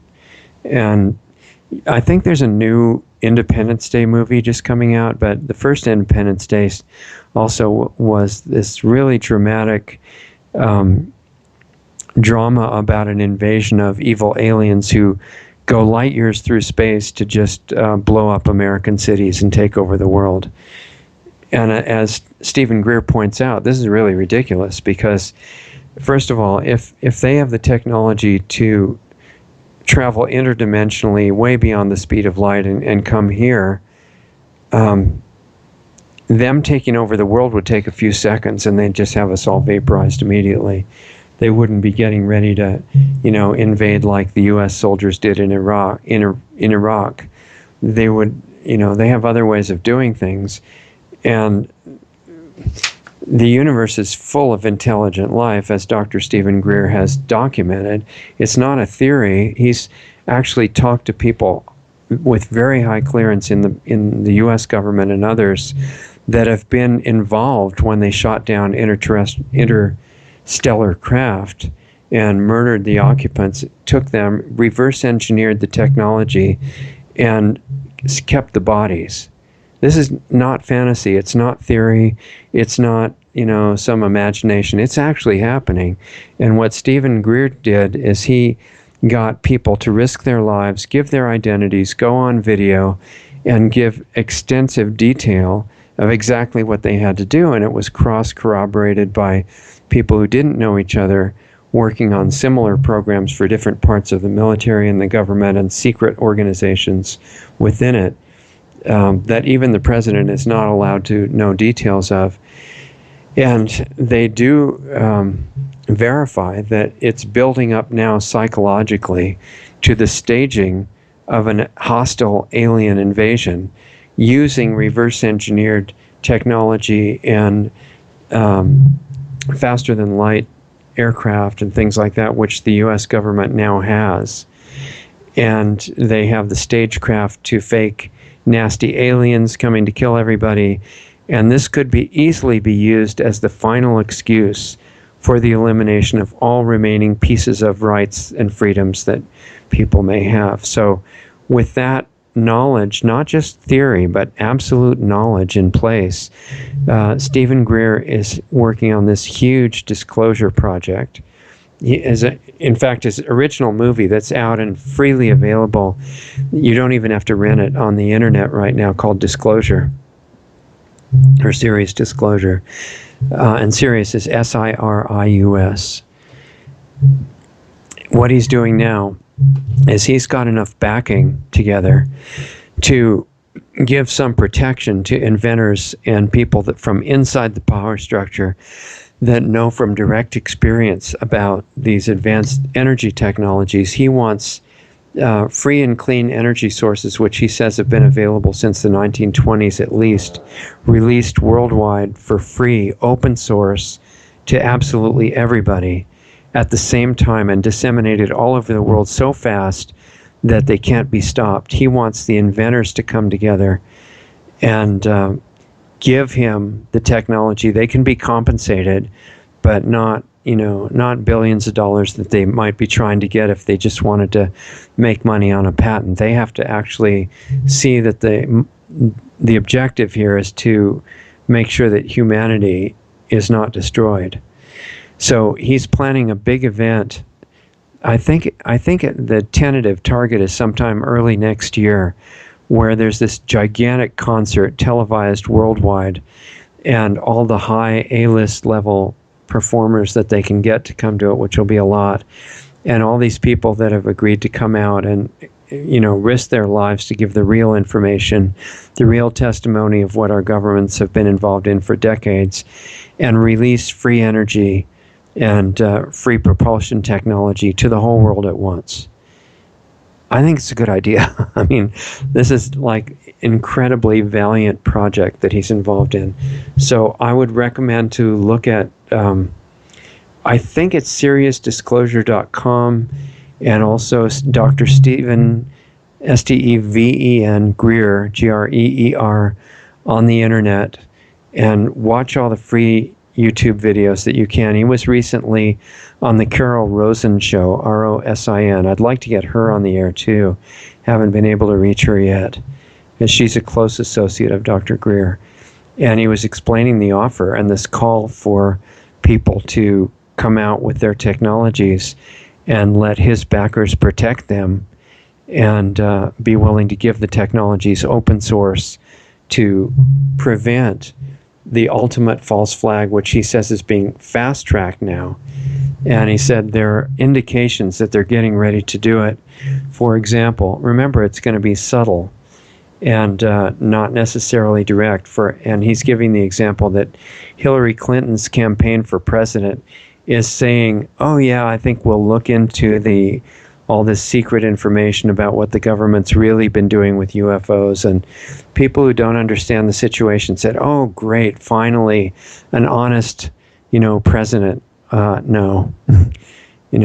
Hillary, like the average high-level politician, is a confirmed mass murderer and war criminal and pathological liar, and I mean, it goes on and on and on. Perfect for president, according to the power structure.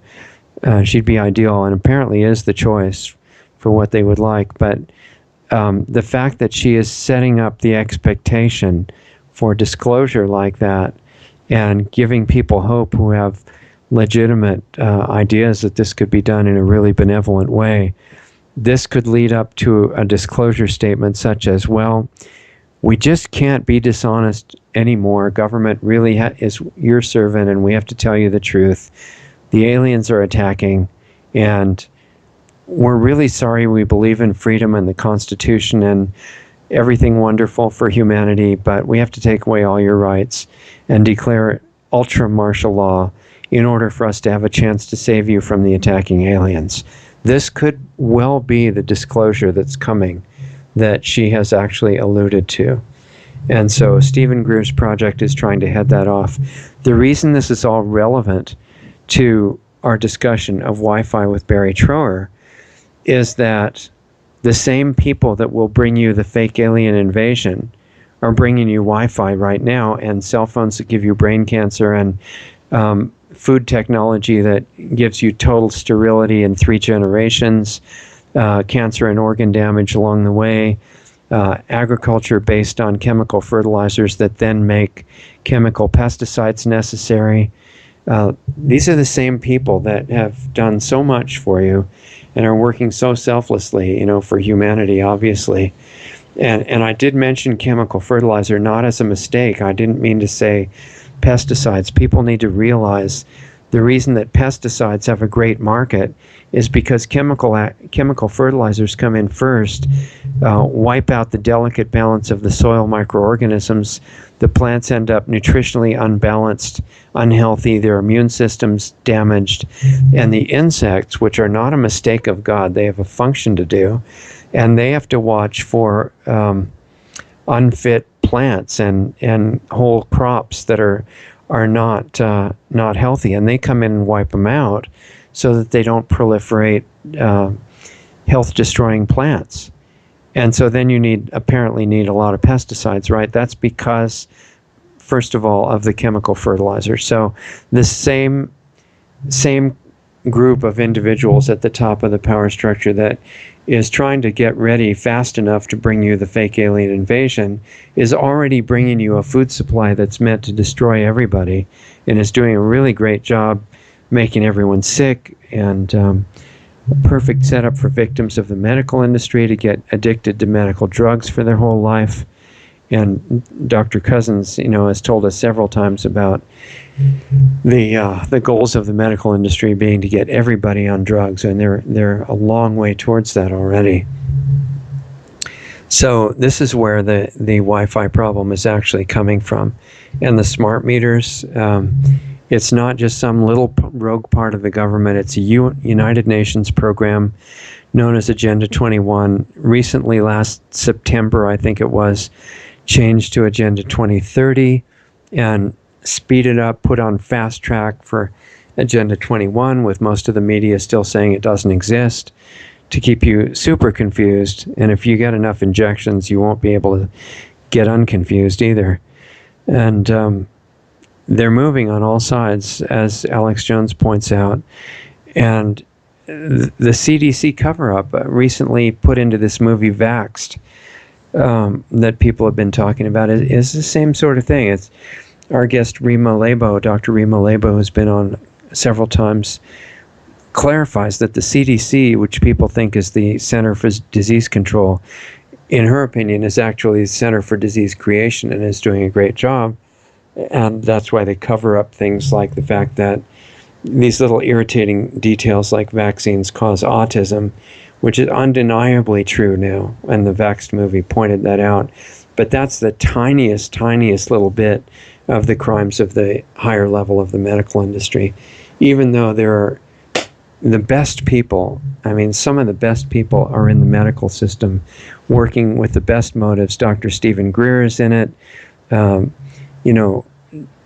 It's just full of medical personnel that are wonderful. But at the top level, where the drug companies, the medical drug dealers, as I like to call them, are controlling the medical school curriculum, and even the higher education curriculum, like PhD studies that I've been involved in, are controlled by these power structures. that have managed at this point to get most of what's being taught to be completely false. And it's not just false, it's very carefully crafted to create a mentality in the public through the so-called experts that go through these educational systems that is just going to be set up for their own demise. So I would recommend definitely to listen to the 3 archives when you get time with Barrie Trower. He gave us incredibly valuable, large amount of information. Just go to youtube.com. It'll bring up a search bar, put in Lost Arts Radio, interviews Barrie Trower, and you should get 3 archives that are about a year old, and I would recommend educating yourself by listening to those. And then also, as we were saying, ask your churches, your schools, any kind of religious or educational or other organizations where people meet that have public facilities, do you have any disguised cell towers on site, and how much money are you getting for them? And if you're not aware of the damage that they're causing to your members or the people that use your facility, here's the web address of these archive discussions with Barrie Trower. And he also invited us to tell people to look at his paper that he wrote, which is Wi-Fi, a thalidomide in the making. And thalidomide, if you don't remember, was out in the 50s, and it was given to pregnant women to help them get over morning sickness by the medical drug industry. And just as an indication of what happens when you're doing this in such I mean, it's not stupid, it's planned, but it's certainly not designed to produce anything good. What they do in the search for these drugs is they test lots and lots of toxic chemicals, often on real unsuspecting innocent animals, and just torture them to death, and then make believe it's a sacrifice when they kill them. That's kind of a odd euphemism. Not much of a sacrifice for the person who kills the animal. I'd say it's more of a sacrifice on the part of the animal, unintentionally. But anyway, they experiment with these toxic chemicals until they find one that has any effect that could be called medicinal, even if it has 10 other ones that are terrible. And then they test that on their own. They tell CDC and these other so-called watchdog agencies that, yeah, we tested it, it's totally safe, don't worry, nothing to see here, we'll just start selling it. We'll let you know if there's a problem. And then when it kills too many people and they have to take it off the market, then CDC and FDA and the others make believe that they caught it. But it's just that it gets to the point where there's so many people dying from a given drug that, it's just politically inappropriate to keep doing it. So they usually sell it to some third world country that doesn't know any better than to use it. And this keeps happening over and over and over again. And so, what we can do with the Wi-Fi is let's have a nationwide and international campaign to ask your churches and schools and other organizations if they're taking money for secret cell towers on their property. And the other thing that you can do while you're encouraging these things to be removed is work on your own immunity and your resistance to the EMF, the Wi-Fi, and everything that you're being bombarded with every day. Certainly get it out of your house, get it out of your workplace. Wi-Fi has no place where anybody cares about their future health. It's a very bad idea, and later on when you're sitting in the doctor's office and you're getting your cancer diagnosis, there's enough of a time gap between now, when you were being bombarded with Wi-Fi, and later then when you're getting your diagnosis of cancer, and they're going to say, no, there's really no reason. It's just, they're either going to tell you it's genetic or it's statistical bad luck that you just happen to be one of the maybe 1 out of 2 at that point that are getting cancer. No reason. Well, there is a reason, and this is one of several big ones. So it's a really good idea, according to Barrie and other people who know about this, get the Wi-Fi out of your workplace, out of your house. If you have a router in your house that is supplying Wi-Fi energy to your computer, get a wired router instead that does not work wirelessly. and they usually have like 4 or 6. The ones I've seen have 4 or 6 little outlets to plug in not a USB, an Ethernet cable that goes from there to your computer or your laptop or whatever you want to operate. And the ones that won't work like that, get rid of them. It shouldn't be a real hard decision between your life and the convenience of some device. I mean, that kind of convenience, they can keep it, right? Because you'd have to be really dumb to fall for that. We've all fallen for it. So now that we know about it, get rid of it. It's really simple.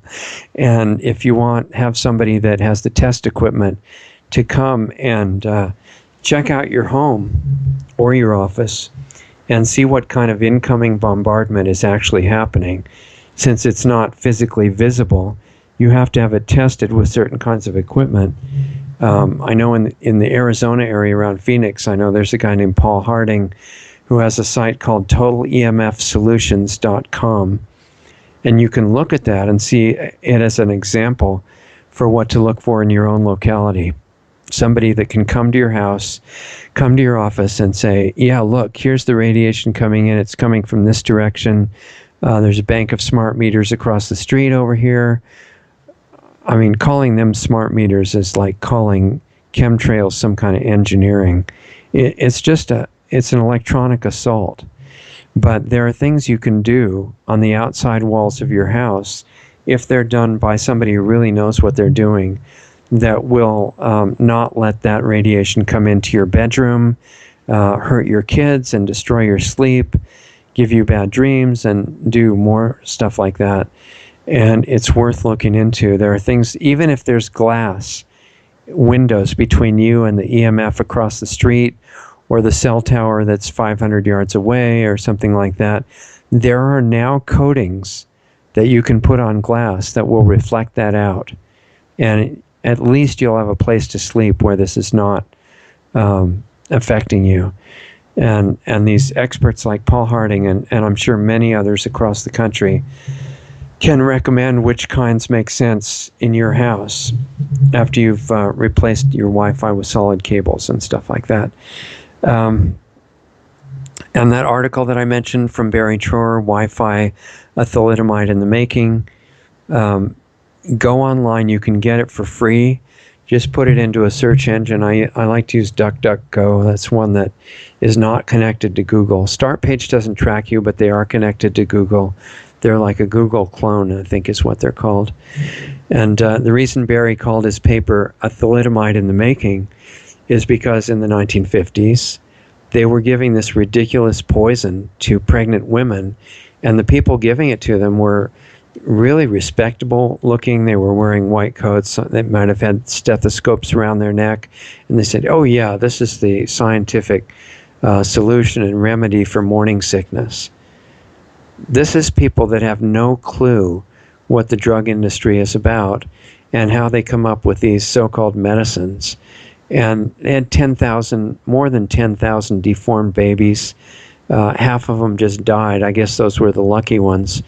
And the other ones had a whole, life to live with, completely, half destroyed bodies.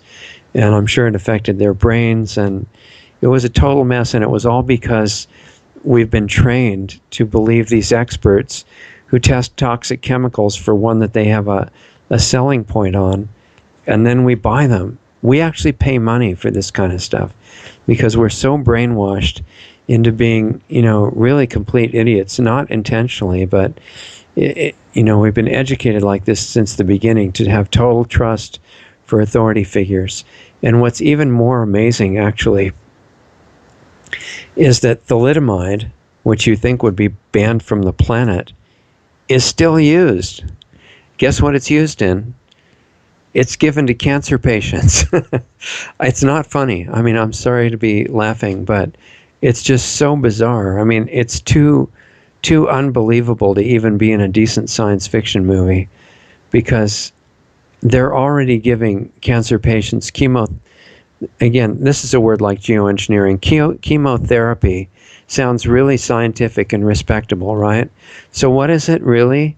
It's pumping directly into your blood vessels poisons like they used in World War I, mustard gas and things like that. And now it turns out that they're also using thalidomide. They're giving it to AIDS patients. And I guess they figure somebody at the top level who knows what's going on figures, well, everybody expects all the cancer patients to die, right? It's an incurable disease, which is total nonsense. It's not incurable, as has been demonstrated many times around the world, and is still carefully being demonstrated now, although people know that if they're in the country like the U.S., where there's no freedom for healthcare, that you can go to jail if you're a doctor. You can go to prison, lose your license for curing people of cancer if you are using natural means. And there's very little danger of curing people of cancer using the acceptable means, and chemotherapy being one of those. So, and I guess they figure that the public has been taught that AIDS patients die, so we might as well give them, the really poisonous stuff, because we can just blame their death on the disease. This is like massive crime against humanity, similar to the proliferation of cell towers. But in some ways, it's got elements of it that are even worse, because they're pumping this known deadly poison directly into the veins of the people.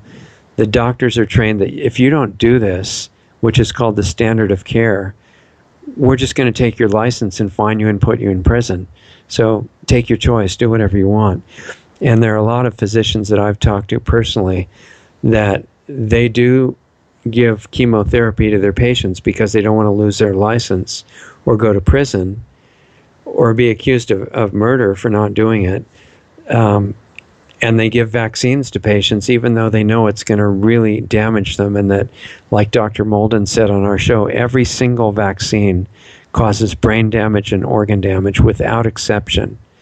Just different kinds, and that he discovered how to diagnose the exact type of brain damage that was happening by looking at the movement of the eyes of the patients, and he demonstrated that to the public before he was killed. So we got a pretty serious situation going on, and when you really look at the difference between the drug approach and the natural approach to staying healthy or dealing with disease, the allopathic system, even though it's full of great people, because that's the standard education of doctors, is an absolutely self-feeding, deadly trap where you get, as was thought about and enhanced by the Rockefeller and Carnegie institutions around 1910 or before, they figured, let's see, if we could have a monopoly on the type of healthcare and medicine that was being practiced. In around 1910, they were working on eliminating all natural competition among other types of healers and giving massive funding to the drug-centered healing system. And if we could also have a monopoly of producing the so-called medicines that would make people even sicker, wow, what a great setup that would be. And this is the mentality that, money and power by hurting other people is a really great plan, and they do it on a massive scale. And in fact, I can tell you, since I went through the MBA business school programs, that that's what's being taught now. That if you can get away with something, if you legally cannot be arrested for it, and it gets you extra profit, and it makes you beat out the other businesses, this is great. This is called modern business, and you're supposed to get as good at it as you possibly can. It's literally being taught right today in schools with MBA programs. So the problem we have is that most people trust authority figures and experts, and we've been taught that we have to do that since we were in, nursery school or daycare. And I mean, they didn't have as much daycare for 2-year-olds as they do now, but in past decades, but they had, kindergarten and a lot of nursery school. And since then, the training has been unquestioning belief of authority figures. And so if you're, you see them on TV or in person or in a doctor's office or anywhere else where you're going to see some expert and they've got the right costume on and they've got the right language that you don't really understand, but it sounds really impressive, we got to stop falling for that and get common sense back. Because as long as you can be fooled by that stuff and think that it's something amazing and respectable, then the destruction of humanity continues. And I know for sure that higher education is definitely training. In PhD programs, they're telling the students that, you have to cite references, right, when you write your papers and when you're putting all these things into documents.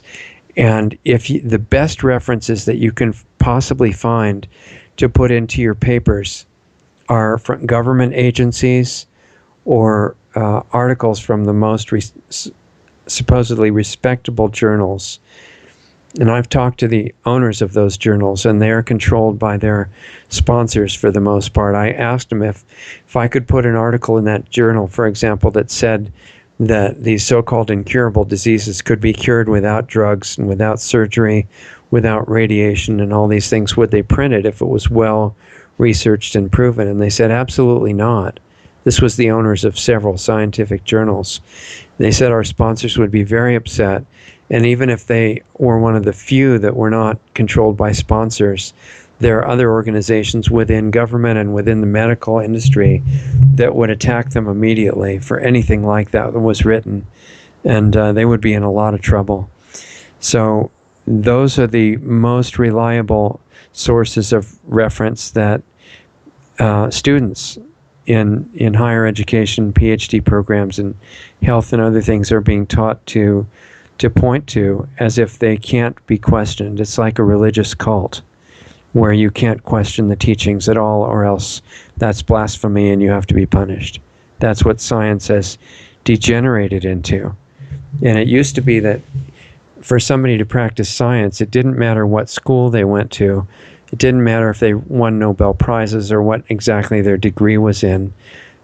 That wasn't the issue. The issue was how good of a scientist were they, how well did they do their observation, how well did they notice patterns of what they saw happening.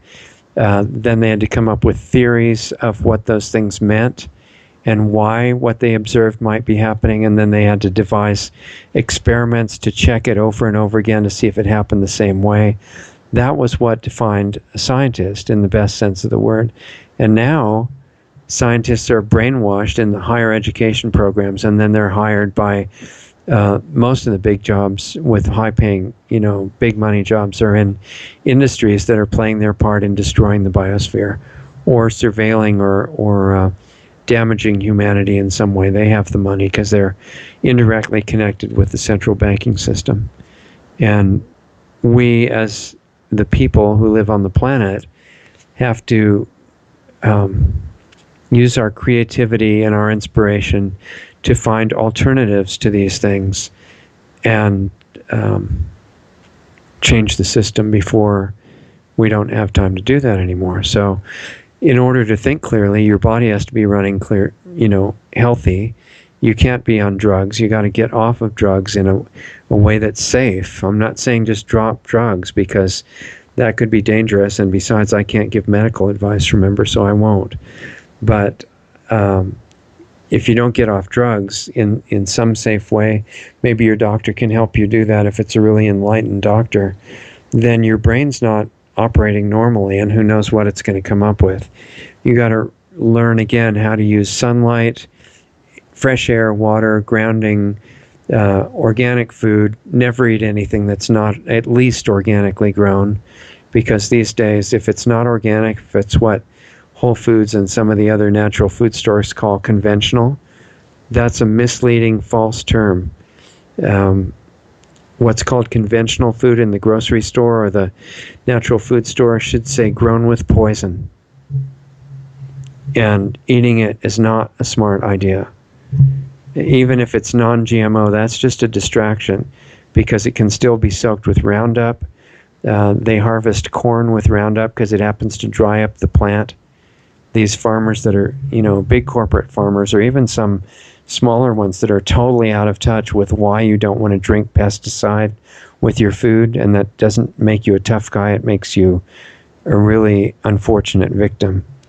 So instead of learning from the conventional experts, we need to learn from people with experiential knowledge, who've actually been through something. They've been real explorers, real scientists, found out by trial and error and experience and learning from great people before them what actually is going on and what works and what doesn't work and what causes damage and what helps you get over diseases and things like that. And then learn as much as you possibly can, be a voracious learner and share that with other people who are interested in it.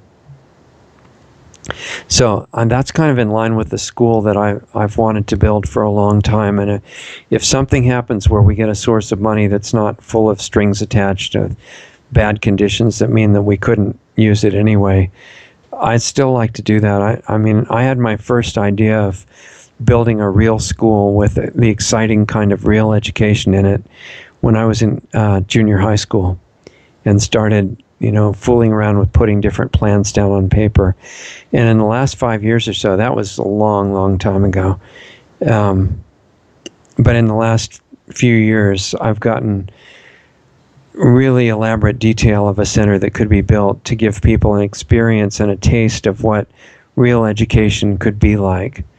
And it's something super exciting. I mean, if you really get into learning fully and the exhilaration that comes with that, there's no drug that could ever attract you, legal or illegal, it wouldn't matter. Because what we've got built into ourselves as part of a totally miraculous creation is way beyond what any drug could ever offer. So anyway, anybody that feels like they'd like to help us get to that objective while there's still time to do it, you're certainly welcome to donate at lostartsresearchinstitute.org, and it would be greatly appreciated. lostartsresearchinstitute.org. It's completely tax deductible, even recognized by the IRS as a nonprofit public charity for working on areas of health and consciousness for public benefit. So, a lot of people are under incredible financial stress now because of the central bank and because of the so-called free trade agreements, which guarantee the destruction of domestic industry in each country that they have, that they're operating in. But there are still some people that have resources, and some of those have really good intent and looking for good things to do. We're trying to find some of those and to communicate with them, not just for donations, but also for spreading the awareness of what can really be done before it's too late and everybody is force vaccinated with 100 or 500 different vaccines. As Dr. Rima Lebo warned, is coming right up. California is leading the way, but the other state governments are, for the most part, ready to follow. And before that happens and we're unable to think clearly or, dissent from whatever the rulers are doing, we need to do absolutely everything we can every day to get clear, give up processed food, give up the things that are hurting you. We've had Marcus and other people, Matt Monarch on the show. Matt says the most important thing health-wise is give up processed foods. That's a huge source of GMOs in the diet. That means those foods with paragraphs of ingredients that you can't understand. Anything that's not grown organically. Get sun exposure. That's important because we're warned against it by the government.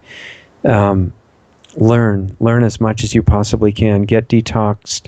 Get rid of the old toxic deposits in your body. Be a voracious student of real knowledge, and you can actually become a huge healing force for the planet yourself. One person has indescribable amounts of potential healing power inside themselves. Learn how to send out good wishes, sincere good thought toward everybody in your life, whether they're somebody you like or not. You've heard it said, do good to those who do bad things to you. And there's a lot of reasons behind that. You can start practicing it immediately. So anyway, thanks for being patient with all these things that I wanted to mention to you, and thanks for being with us tonight. I think it was incredible to have Barrie back again, and I hope you'll be here next Saturday morning at 8 o'clock Pacific, 11 o'clock Eastern for our Q&A show where we personalize some of this information for individual situations and lives. No medical advice, of course. Anybody that's listening from our friendly bosses in government, but we can at least talk about this stuff. It's still legal to do that. And then next week on Sunday night, we'll see you again for our regular weekly show. So have a great week. We really appreciate you all. And Doug and I hope that you have a great week. And we'll see you next time. Find us on Facebook at facebook.com/Lost Arts Radio. Visit our website at lostartsradio.com for Richard's weekly focus articles, as well as lots of other really great free educational resources. We also have links to all of the great independent musicians whose music we feature each week on Lost Arts Radio. And if you like Lost Arts Radio, please consider donating a few bucks or leave us a tip to help keep us on the air. We spend many, many hours each week to bring you the best show we can with the best guests around. You can find our donate button on our website at lostartsradio.com. It's a beauty we can see. It all means nothing without you and me.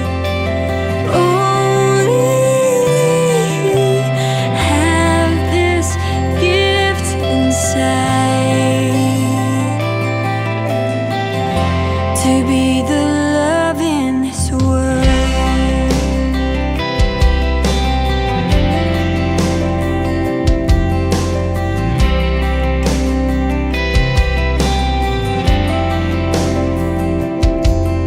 The height of mountains, depth of seas, all of life's diversity.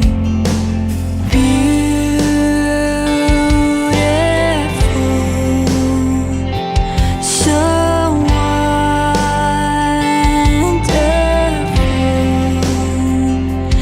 It's a beauty we can see. It all means nothing without you and me. Only we have this gift inside to be the love in this world.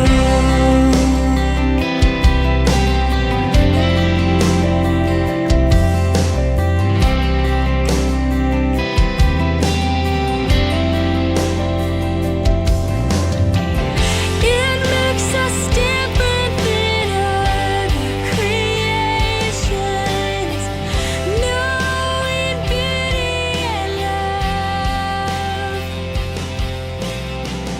The evidence of a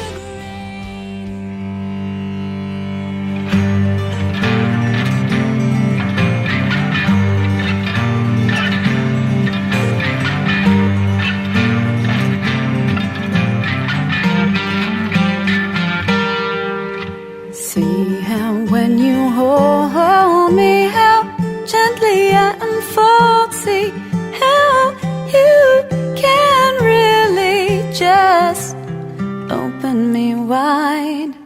See how my heart shatters, how easy it is to break. Careful now, can you feel the ground? It is beginning to shake. Pry me away, hey, hey, hey, yeah. Pry me away, hey, hey, yeah. Pry me away, hey, hey, hey, yeah. You can, I don't think you can.